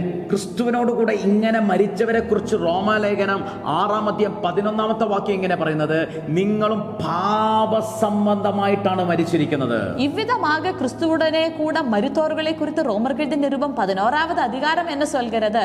நீங்களும் பாவ சம்பந்தமாக மரித்தோர்களாய் இருக்கிறீர்கள். ഇന്ന് തിരിച്ചറിഞ്ഞ് ഡിക്ലെയർ ചെയ്തേ, ഞാൻ പാപസംബന്ധമായി മരിച്ച വ്യക്തിയാ. ഓ, ഇന്നേക്ക് അറിയിക്ക பண்ணுங்க, ഞാൻ പാപസംബന്ധமாக മരിച്ച നബർ. ഹല്ലേലൂയ. ഞാൻ പാപത്തിൽ നിന്ന് മോചനം പ്രാപിച്ചിരിക്കുന്ന വ്യക്തിയാ. ഞാൻ പാപത്തിൽ നിന്ന് വിടുതലയാക്കപ്പെട്ട നബർ. പാപത്തിൽ നിന്ന് നിങ്ങൾ മോചനം പ്രാപിച്ചു എന്ന് പറഞ്ഞാൽ ഇനി ആ പാപത്തിന് നിങ്ങളെ ദാസന്മാരാക്കി വെക്കാൻ പറ്റത്തില്ല. പാപത്തിന് നിങ്ങളെ അടിമകളാക്കി വെക്കാൻ പറ്റത്തില്ല. പാപത്തിന് നിങ്ങളെ ബന്ദികളാക്കി വെക്കുവാൻ കഴിയത്തില്ല. ഓ, പാപത്തിൽ നിന്ന് മുற்றிலும் വിടുതലയാക്കപ്പെട്ട നബർ എന്ന് சொன்னால் ഇനി പാപத்துக்கு உங்களை அடிமைகளாக்கி வைக்க முடிவதில்லை. பாவத்துக்கு ஒருபோதும் தன்னுடைய கிரியைகளை நம்மிடத்தில் செய்ய வைக்க முடிவதில்லை. ഹല്ലേലൂയ. ഇനി നിങ്ങൾക്ക് എത്ര അധികമായി സൽപ്രവർത്തികൾ ചെയ്യുവാൻ സാധിക്കും, പാപത്തിന് ഒരിക്കലും നിങ്ങളെ തടുത്തു വെക്കാൻ കഴിയത്തില്ല. இனி அதிகமாக உங்களால நற்கிரியைகள் செய்ய முடியும், பாவத்திற்கு ஒருபோதும் அதை தடை பண்ணி வைக்க முடிவதில்லை. ഹല്ലേലൂയ. ஹல்லேலூயா. ആമേൻ. നിങ്ങൾ അധികമായി ഇനി അനുഗ്രഹിക്കപ്പെടുവാൻ തുടങ്ങും. நீங்கள் அதிகமாக இனி ஆசீர்வதிக்கப்படுவீர்கள். ഇന്ന് തിരിച്ചറിഞ്ഞ ഡിക്ലെയർ ചെയ്ത്, ഞാൻ ഇപ്പോൾ പാപത്തിന്റെ അടിമയല്ല എന്ന് തിരിച്ചറിഞ്ഞാട്ടെ. நீங்கள் இன்றைக்கு புரிந்து கொள்ளுங்கள், நான் இனி பாவத்தினுடைய அடிமை அல்ல. പാപത്തിന്റെ ബന്ധനത്തിന്റെ കീഴിലല്ല ഞാൻ ഇപ്പോൾ ആയിരിക്കുന്നത്. പാപത്തിനുடைய കട്ടുക്ക് കീഴാക അല്ല ഞാൻ ഇപ്പോൾ ഇരുപ്പത്. ക്രിസ്തുയേശുവിൽ ഞാൻ പരിപൂർണമായി പാപത്തിൽ നിന്ന് മോചനം പ്രാപിച്ചിരിക്കുന്നു. ക്രിസ്തു യേശുവുക്കുൾ ഞാൻ മുற்றிலும் പാപത്തിൽ നിന്ന് വിടുതലയാക്കപ്പെട്ടിരിக்கிறேன். എങ്ങനെയാ നിങ്ങൾ രക്ഷ പ്രാപിച്ചത്? എவ்விதமாக நீங்கள் രക്ഷിക്കപ്പെട്ടீர்கள்? യേശു കർത്താവിനെ രക്ഷകനും നാഥനുമായി സ്വീകരിച്ചപ്പോൾ, യേശു കർത്തരെ രക്ഷകരാ ரட்சகராக உங்களுடைய கர்த்தராக ஏற்றுக்கொண்ட போது, ഇപ്പോഴും നിങ്ങൾ പാപത്തിന്റെ അടിമത്തത്തിൽ ഉള്ളവരാണെങ്കിൽ ഇപ്പോൾ തന്നെ യേശുവിന്റെ രക്ഷകനാണെന്ന് നിങ്ങൾ ഏറ്റുപറഞ്ഞാട്ടെ, ഡിക്ലെയർ ചെയ്താട്ടെ. இன்றைக்கு ஏதாவது பாவ அடிமைத்தனத்துக்குள்ள நீங்க இருக்கிறீங்கன்னு சொன்னா இயேசு என்னுடைய கர்த்தர் என்பதை அறிக்கை பண்ணுங்க. യേശുവിനെ നിങ്ങളുടെ രക്ഷകനും നാഥനും കർത്താവുമായി നിങ്ങൾ സ്വീകരിച്ചാട്ടെ. இயேசுவை உங்களுடைய கர்த்தராக நாதராக ரட்சகராக ஏற்றுக்கொள்ளுங்க. പരിപൂർണമായി ഈ ബന്ധനത്തിനകത്തു നിന്ന് നിങ്ങൾ പുറത്തു വന്നാട്ടെ. പരിപൂർണமாக இந்த கட்டில் நின்று நீங்க வெளியே வந்து விடுங்க. ഹല്ലേലൂയ. ഹല്ലേലൂയ. യേശു കർത്താവിനോടൊപ്പം നിങ്ങൾ ചേരുവാൻ തുടങ്ങിയാൽ പിന്നെ ഒരു പാപശക്തിക്കും നിങ്ങളെ തൊടുവാൻ സാധിക്കത്തില്ല. இன்னைக்கு நீங்க முற்றிலும் இயேசு கிறிஸ்துவோடு கூட இசைக்கப்பட ஆரம்பித்தால் இனி எந்த பாவத்துக்கும் உங்களை தொட முடிவதில்லை. ഹല്ലേലൂയ. ഹല്ലേലൂയ. ആമേൻ. എന്നാൽ പൗലോസ് ഒരു കാര്യം എടുത്തു പറയുന്നുണ്ട്. ஆனால் பவுல் ஒரு விஷயத்தை எடுத்து சொல்கிறது. റോമലേഖനം 6-ാം അധ്യായം 16-ാമത്തെ വാക്യം. റോമർക്ക് നിരുപം 6-ാമത് അധികാരം 16-ാമത് വചനം. നിങ്ങൾ ദാസന്മാരായി അനുസരിപ്പാൻ നിങ്ങളെ തന്നെ സമർപ്പിക്കുകയും നിങ്ങൾ അനുസരിച്ച് പോരുകയും ചെയ്യുന്നവരെ ദാസന്മാർ ആകുന്നു എന്ന് അറിയുന്നില്ലയോ? ഒന്നെങ്കിൽ മരണത്തിനായി പാപത്തിന്റെ ദാസന്മാർ, അല്ലെങ്കിൽ നീതിക്കായി അനുസരണത്തിന്റെ ദാസന്മാർ തന്നെ. മരണத்துக்கு ஏதுவான பாவத்துக்கானாலும் நீதிக்கு ஏதுவான கீழ்ப்படிதலுக்கானாலும் எதற்கு கீழ்ப்படிந்திருக்கிறீர்களோ, உங்களை அடிமைகளாக ஒப்பு கொடுக்கிறீர்களோ அதற்கு கீழ்ப்படுகிற அடிமைகளாய் இருக்கிறீர்கள் என்று அறியாமல் இருக்கிறீர்களா? ഒന്നെങ്കിൽ നിങ്ങൾക്ക് ഇനി മരണത്തിനായി പാപത്തിന്റെ ദാസന്മാരായി ഇനി വേണമെങ്കിൽ ജീവിക്കാം, അല്ല എങ്കിൽ നിങ്ങൾ നീതിക്ക് ദാസന്മാരായി നിങ്ങളെ തന്നെ സമർപ്പിക്കാൻ കഴിയും. ஒன்றில்லாவிட்டால் உங்களுக்கு இனியும் மரணத்துக்கு கனி கொடுக்கிற பாவத்தினுடைய அடிமைகளாக உங்களால வாழ முடியும். ஆனால் வேறொரு வாய்ப்பு இருக்கிறது, உங்களுக்கு நீதியினுடைய அடிமைகளாகவும் உங்களை ஒப்பு கொடுக்க முடியும். ഹല്ലേലൂയ. ഹല്ലേലൂയ. റോമാലേഖനം 6-ാം അധ്യായം 17-ാമത്തെ വാക്യത്തിനകത്ത് പൗലോസ് പറയുക, നിങ്ങൾ പാപത്തിന്റെ ദാസന്മാർ ആയിരുന്നുവെങ്കിലും നിങ്ങളെ പഠിപ്പിച്ച ഉപദേശ രൂപത്തെ ഹൃദയപൂർവ്വം അനുസരിച്ച് പാപത്തിൽ നിന്ന് സ്വാതന്ത്ര്യം ലഭിച്ചു നീതിക്ക് ദാസന്മാരായി തീർന്നത് കൊണ്ട് ദൈവത്തിന് സ്തോത്രം. இப்போது ரோமருக்கு நிருபம் 6-வது அதிகாரம் 17-வது அதிகாரத்தில் பவுல் என்ன சொல்கிறது? முன்னே நீங்கள் பாவத்திற்கு அடிமைகளாய் இருந்தும் இப்பொழுது உங்களுக்கு ஒப்புவிக்கப்பட்ட உபதேசத்திற்கு நீங்கள் மனப்பூர்வமாய் கீழ்ப்படிந்தபடியினால் தேவனுக்கு ஸ்தோத்திரம். ഹല്ലേലൂയ. ഹല്ലേലൂയ. ആമേൻ. നേരത്തെ നിങ്ങൾ പാപത്തിന്റെ ദാസന്മാരായിരുന്നത് പോലെ ഇപ്പോൾ നിങ്ങൾ ദൈവത്തിന്റെ നീതിയുടെ ദാസന്മാരായി നിങ്ങളെ ഏൽപ്പിച്ചു കൊടുത്താട്ടെ. முன்பதாக நீங்கள் பாவத்துக்கு அடிமைகளாக இருந்தது போலவே இப்பொழுது உங்களையே நீதியினுடைய அடிமைகளாக உங்களை ஒப்பு கொடுத்து விடுங்க. പൗലോസ് പറയും, നിങ്ങളുടെ അവയവങ്ങളെ വിശുദ്ധീകരണത്തിനായി നീതിക്ക് അടിമകളാക്കി സമർപ്പിക്കുവിനെന്ന്. பவுல் என்ன சொல்கிறது? உங்களுடைய சரீரங்களை பரிசுத்தத்திற்காக நீதிக்கு அடிமைகளாக அர்ப்பணியுங்கள் என்று. എന്റെ കണ്ണുകളെ ഞാൻ നീതിയുടെ അടിമയായി സമർപ്പിക്കുന്നു. என்னுடைய கண்களை நான் நீதியின் அடிமையாக சமர்ப்பிக்கிறேன். എന്റെ ചിന്തകളെ ഞാൻ നീതിയുടെ അടിമയായി സമർപ്പിക്കുന്നു. என்னுடைய சிந்தனைகளை நான் நீதியின் அடிமையாக சமர்ப்பிக்கிறேன். എന്റെ നാവിനെ നീതിയുടെ ദാസനായി ഞാൻ സമർപ്പിക്കുന്നു. என்னுடைய നാவை നീതിயினுடைய അടിമயாக நான் അർപ്പണിக்கிறேൻ. എന്റെ കാതുകളെ നീതിക്ക് അടിമയെ ഞാൻ സമർപ്പിക്കുന്നു. என்னுடைய காதுகளை நான் நீதிக்கு அடிமையாக அர்ப்பணிக்கிறேன். എന്റെ ഓരോ അവയവങ്ങളെയും നീതിക്ക് അടിമകളായി ഞാൻ സമർപ്പിക്കുന്നു. என்னுடைய ஒவ்வொரு உறுப்புகளையும் நீதியினுடைய அடிமையாக நான் അർപ്പണിக்கிறேൻ. ദൈവമക്കളെ, ഇനി നീതി അല്ലാത്തത് ഞാൻ കാണത്തില്ല, നീതി ഇല്ലാത്തത് ഞാൻ കേൾക്കത്തില്ല, നീതി ഇല്ലാത്തത് ഞാൻ പറയത്തില്ല, നീതി ഇല്ലാത്തത് ഞാൻ ചെയ്യത്തില്ല എന്ന് നിങ്ങൾ തന്നെ തീരുമാനമെടുത്താട്ടെ. தெய்வ பிள்ளைகளே, இனி நீதி இல்லாத ஒன்றையும் நான் காண மாட்டேன், நீதி இல்லாத ஒன்றையும் செய்ய மாட்டேன், நீதி இல்லாத ஒன்றையும் பேச மாட்டேன், நீதி இல்லாத ஒரு விஷயத்தில் நான் செயல்பட மாட்டேன் என்று சொல்லி இன்றைக்கு நீங்கள் ஒரு தீர்மானத்தை எடுத்துக்கொள்ளுங்க. എത്ര വലിയ ബന്ധനത്തിനകത്ത് നിന്നാണ് യേശു കർത്താവ് നിങ്ങൾക്ക് ഇത്ര വലിയ ജയം തന്നതെന്ന് നിങ്ങൾ തിരിച്ചറിഞ്ഞാട്ടെ. எவ்வளவு பெரிதான ஒரு கட்டில் நின்றுதான் இயேசுவானவர் உங்களுக்கு முற்றிலும் ஜெயம் தந்திருக்கிறார் என்பதை நீங்கள் புரிந்து கொள்ளுங்க. അതുകൊണ്ട് നിങ്ങൾ പാപസംബന്ധമായി മരിച്ചവരെന്നും ക്രിസ്തുവേശുവിൽ ദൈവത്തിന് ജീവിക്കുന്നവരെന്നും നിങ്ങളെ തന്നെ നിങ്ങൾ തിരിച്ചറിഞ്ഞാട്ടെ, നിങ്ങൾ അങ്ങനെ ഏൽപ്പിച്ചു കൊടുത്താട്ടെ. ஆதலால் நீங்கள் பாவ சம்பந்தமாக மரித்தவர்கள் என்றும் தேவனால் கிறிஸ்துவுக்குள் நீதிக்காக பிழைத்திருக்கிறவர்கள் என்றும் உங்களை குறித்தே நீங்கள் എണ്ണിക്കൊള്ളുங்கள். യേശു കർത്താവ് തന്റെ ശരീരത്തിൽ പാപത്തിന് ശിക്ഷ വിധിച്ചതുകൊണ്ട് ദൈവമക്കളെ, പാപത്തിന്റെ ബന്ധനത്തിൽ നിന്നും പാപത്തിന്റെ അടിമത്തത്തിൽ നിന്നും നിങ്ങൾ പരിപൂർണമായി സ്വതന്ത്രമായി. இயேசு கிறிஸ்துவானவர் நம்முடைய பாவத்திற்காக தம்முடைய சரீரத்தில் தண்டனை ஏற்றுக்கொண்டதினால இப்பொழுது நாம் பாவத்தில் நின்று முற்றிலும் വിടുതലയാക്കപ്പെട്ടിരിக்கிறோம். എങ്ങനെയാണ് നമുക്കത് പ്രാപിക്കാൻ കഴിയുന്നത്? യേശുവിന്റെ ആ ബലിയിൽ നമ്മൾ വിശ്വസിക്കുക, യേശുവിന്റെ ക്രൂശീകരണത്തിൽ നമ്മൾ വിശ്വസിക്കുക. എനിക്ക് വേണ്ടിയിട്ടാണ്, എന്റെ പാപങ്ങൾക്ക് വേണ്ടിയിട്ടാണ് യേശു മരിച്ചതെന്ന് വിശ്വസിക്കുക, അതിനെ സ്വീകരിക്കുക. எவ்விதமாக நமக்கும் ஆமென் இந்த பலியிலே பங்கு கொள்ள முடியும். இயேசு எனக்காகவே மரித்தார், என்னுடைய பாவங்களுக்காகவே அவர் அடிக்கப்பட்டார், என்னுடைய பாவங்கள் நிமித்தமாகவே இயேசுவானவர் பலியாக மாறினார் என்பதை நீங்கள் விசுவசித்தால் நிச்சயமாகவே இந்த விடுதலை உங்களாலேயும் பெற்றுக்கொள்ள முடியும். ഹല്ലേലൂയ. അങ്ങനെ വിശ്വസിച്ച് യേശുവിനെ സ്വീകരിച്ചവരോട് ഞങ്ങൾ പറയുന്നു, ഇനി പാപത്തിന് നിങ്ങളെ പിടിച്ചു വെക്കാൻ പറ്റത്തില്ല. அப்படி விசுவசித்து இயேசு கிறிஸ்துவை ஏற்றுக்கொண்டவர்களிடத்திலே சொல்கிறோம், இனி பாவத்திற்கு உங்களை பிடித்து வைக்க முடிவதில்லை. നിങ്ങൾ അനുഗ്രഹം പ്രാപിക്കാൻ തുടങ്ങും. நீங்கள் ஆசீர்வாதம் பெற்றுக்கொள்ள ஆரம்பிப்பீர்கள். ഇനി പാപത്തിന്റെ ശമ്പളമായ മരണമല്ല, இனி பாவத்தினுடைய சம்பளமான மரணமல்ல, അവൻ ദൈവത്തിന്റെ കൃപാവരം നമ്മുടെ കർത്താവ് യേശു ക്രിസ്തുവിൽ നിത്യജീവനായി നിങ്ങളുടെ മേൽ വാഴുവാൻ പോകുകയാണ്. நம்முடைய கர்த்தராகிய இயேசு கிறிஸ்துவினுடைய கிருபாவரമായ நித்திய ஜீவன் இனி உங்களை ஆளுகை செய்ய போகிறது. പാപത്തിന്റെ ശമ്പളമായ മരണമല്ല, ദൈവത്തിന്റെ കൃപാവരവും നിത്യജീവനും നിങ്ങളുടെ മേൽ വാഴാൻ പോകുക ദൈവമക്കളെ. இனி பாவத்தினுடைய சம்பளமான மரணம் அல்ல, கிறிஸ்துவினுடைய வரமாகிய அம்மே நித்திய ஜீவனானது உங்களை ஆளுகை செய்ய போகிறது. ജീവന്റെ പുതുക്കത്തിൽ ജീവിക്കുന്നവരായി നിങ്ങൾ മാറാൻ പോകുകയാണ്. புதிதான ஜீவனுள்ளவர்களாக நீங்கள் வாழ போகிறீர்கள். നിങ്ങളൊന്ന് നന്ദി പറഞ്ഞിട്ട്, ഈ അടിമത്തത്തിൽ നിന്നും ബന്ധനത്തിൽ നിന്നും എന്നെ വിടുവിച്ചതിനായി കർത്താവ് യേശു ക്രിസ്തുവിനെ നോക്കി നന്ദി പറഞ്ഞാട്ടെ. இன்றைக்கு நன்றி சொல்ல ஆரம்பிங்க. கர்த்தராகிய இயேசு கிறிஸ்து முகாந்தரமாக முற்றிலும் பாவத்தில் நின்று விடுதலையாக்கினதற்காக நன்றி என்று சொல்லுங்க. പ്രൈസ് ചെയ്തു തുടങ്ങിയാട്ടെ. நீங்கள் இப்போதே துதிக்க ஆரம்பித்து விடுங்க. ഞങ്ങൾ ഒരുമിച്ച് നിങ്ങൾക്ക് വേണ്ടി പ്രാർത്ഥിക്കാൻ പോകുന്നു. நாங்கள் ஒருமித்து உங்களுக்காக ஜெபிக்க போகிறோம்.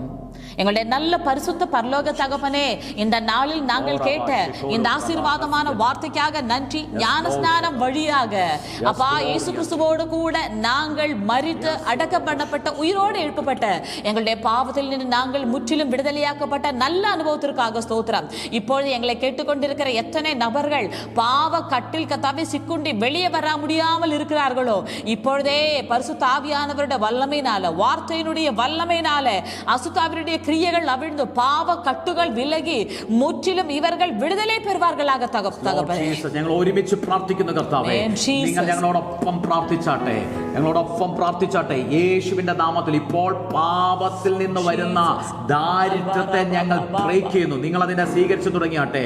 ഇനി പാപസംബന്ധമായി പാപത്തിൽ നിന്ന് വരുന്ന ഒരു ദാരിദ്ര്യത്തിന് നിങ്ങളുടെ മേൽ അധികാരമില്ല. പാപസംബന്ധമായ രോഗത്തെ ഞങ്ങൾ ക്യാൻസൽ ചെയ്യുന്നു. പാപത്തിൽ നിന്ന് വരുന്ന രോഗത്തിന് നിങ്ങളെ തൊടാൻ പറ്റത്തില്ല. പാപത്തിൽ നിന്ന് വരുന്ന കുടുംബ പ്രശ്നങ്ങൾ നിങ്ങളുടെ കുടുംബത്തിനകത്ത് ഇനി പ്രബലപ്പെടത്തില്ല. അതിനകത്ത് നിന്ന് നിങ്ങൾ പൂർണ്ണമായി സ്വതന്ത്രമാകുക. എല്ലാവരും അതിനെ തന്നെ ഡിക്ലെയർ ചെയ്ത് പ്രാർത്ഥിച്ചു തുടങ്ങിയാട്ടെ. ஆமென். இந்த நாளில் யாரெல்லாம் அறிக்கை பண்ணி ஜெபிச்சு கொண்டு இருக்கிறீர்களோ, உங்களுடைய வாழ்க்கையில் இப்போதே சில பாவ கட்டுகள், தவறான உறவுகளுடைய கட்டுகள் உங்களுக்கு மீண்டு வர முடியவில்லை.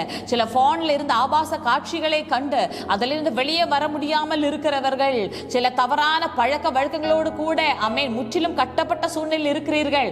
உங்களுடைய வாழ்க்கையில் இப்போதே பரிசுத்த ஆவியான வல்லமை இறங்குகிறது. எல்லா பாவம் விட்டு விலகுவதற்காக ஸ்தோத்திரம். லாமா கஷா லாமா യാഗത്താൽ, ക്രിസ്തുവേശുവിന്റെ യാഗത്താൽ കർത്താവ് ഇന്ന് പാപത്തിന്റെ ബന്ധനത്തിൽ നിന്ന് ഇവർ പരിപൂർണമായി സ്വതന്ത്രമാകട്ടെ. ബന്ധനത്തിൽ നിന്ന് സ്വതന്ത്രമാകട്ടെ. ഒരു ക്രൈസ്റ്റ് ജനറേഷൻ എഴുന്നേൽക്കട്ടെ. ഒരു നീതിയുടെ തലമുറ എഴുന്നേൽക്കട്ടെ. ഒരു പരിശുദ്ധാത്മാവിന്റെ തലമുറ എഴുന്നേൽക്കട്ടെ. യേശുവിന്റെ നാമത്തിൽ ക്രിസ്തുവിന്റെ തലമുറകൾ എഴുന്നേൽക്കട്ടെ. ദൈവപുത്രന്മാർ എഴുന്നേൽക്കട്ടെ. പാപത്തെ ജയിക്കുന്ന തലമുറകൾ എഴുന്നേൽക്കട്ടെ. ദൈവ മഹത്വം പ്രാപിക്കുന്ന ഒരു തലമുറ എഴുന്നേൽക്കട്ടെ. ദൈവ തേജസ്സിൽ നിറയുന്ന ഒരു തലമുറ എഴുന്നേൽക്കട്ടെ. ദൈവ ശബ്ദം കേൾക്കുന്ന ഒരു തലമുറ എഴുന്നേൽക്കട്ടെ. യേശുവിന്റെ നാമത്തിൽ നിങ്ങളുടെ കുടുംബത്തിനകത്ത് ഇപ്പോൾ തന്നെ വിടുതൽ സംഭവിക്കുന്നു. ഞങ്ങൾ അത് പറഞ്ഞവരെ ഓരോരുത്തരെയും ബ്ലസ് ചെയ്യുന്നപ്പാ, അങ്ങയുടെ കരങ്ങളിലേക്ക് ഏൽപ്പിക്കുന്നു, അനുഗ്രഹിക്കുന്നു.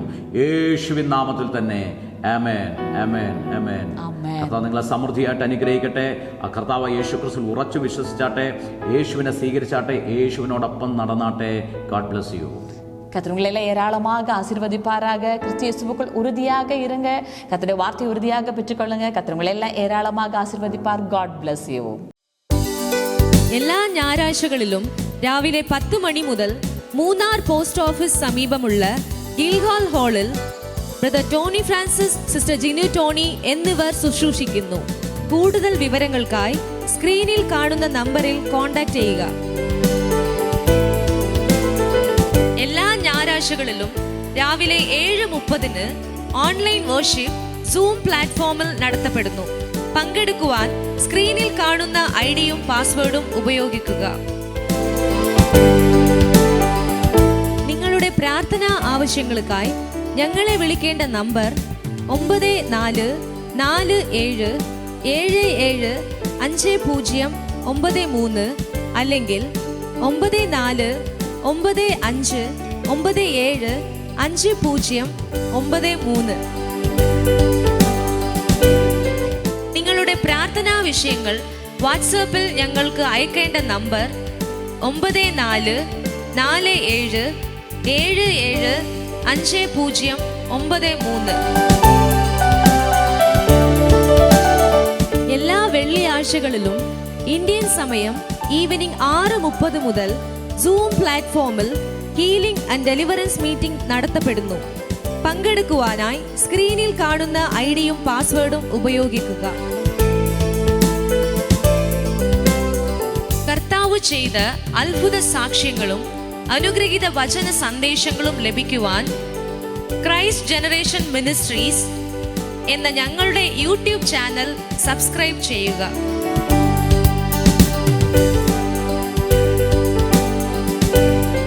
Brother Tony Francis, sister Jinu ടോണിയുടെയും അപ്കമിംഗ് മീറ്റിംഗിനെ കുറിച്ച് അറിയുവാനും മീറ്റിംഗ് നടത്തുവാനും 9444242660 എന്ന നമ്പറിലോ 9447775093 എന്ന നമ്പറിലോ ഞങ്ങളെ കോൺടാക്റ്റ് ചെയ്യുക.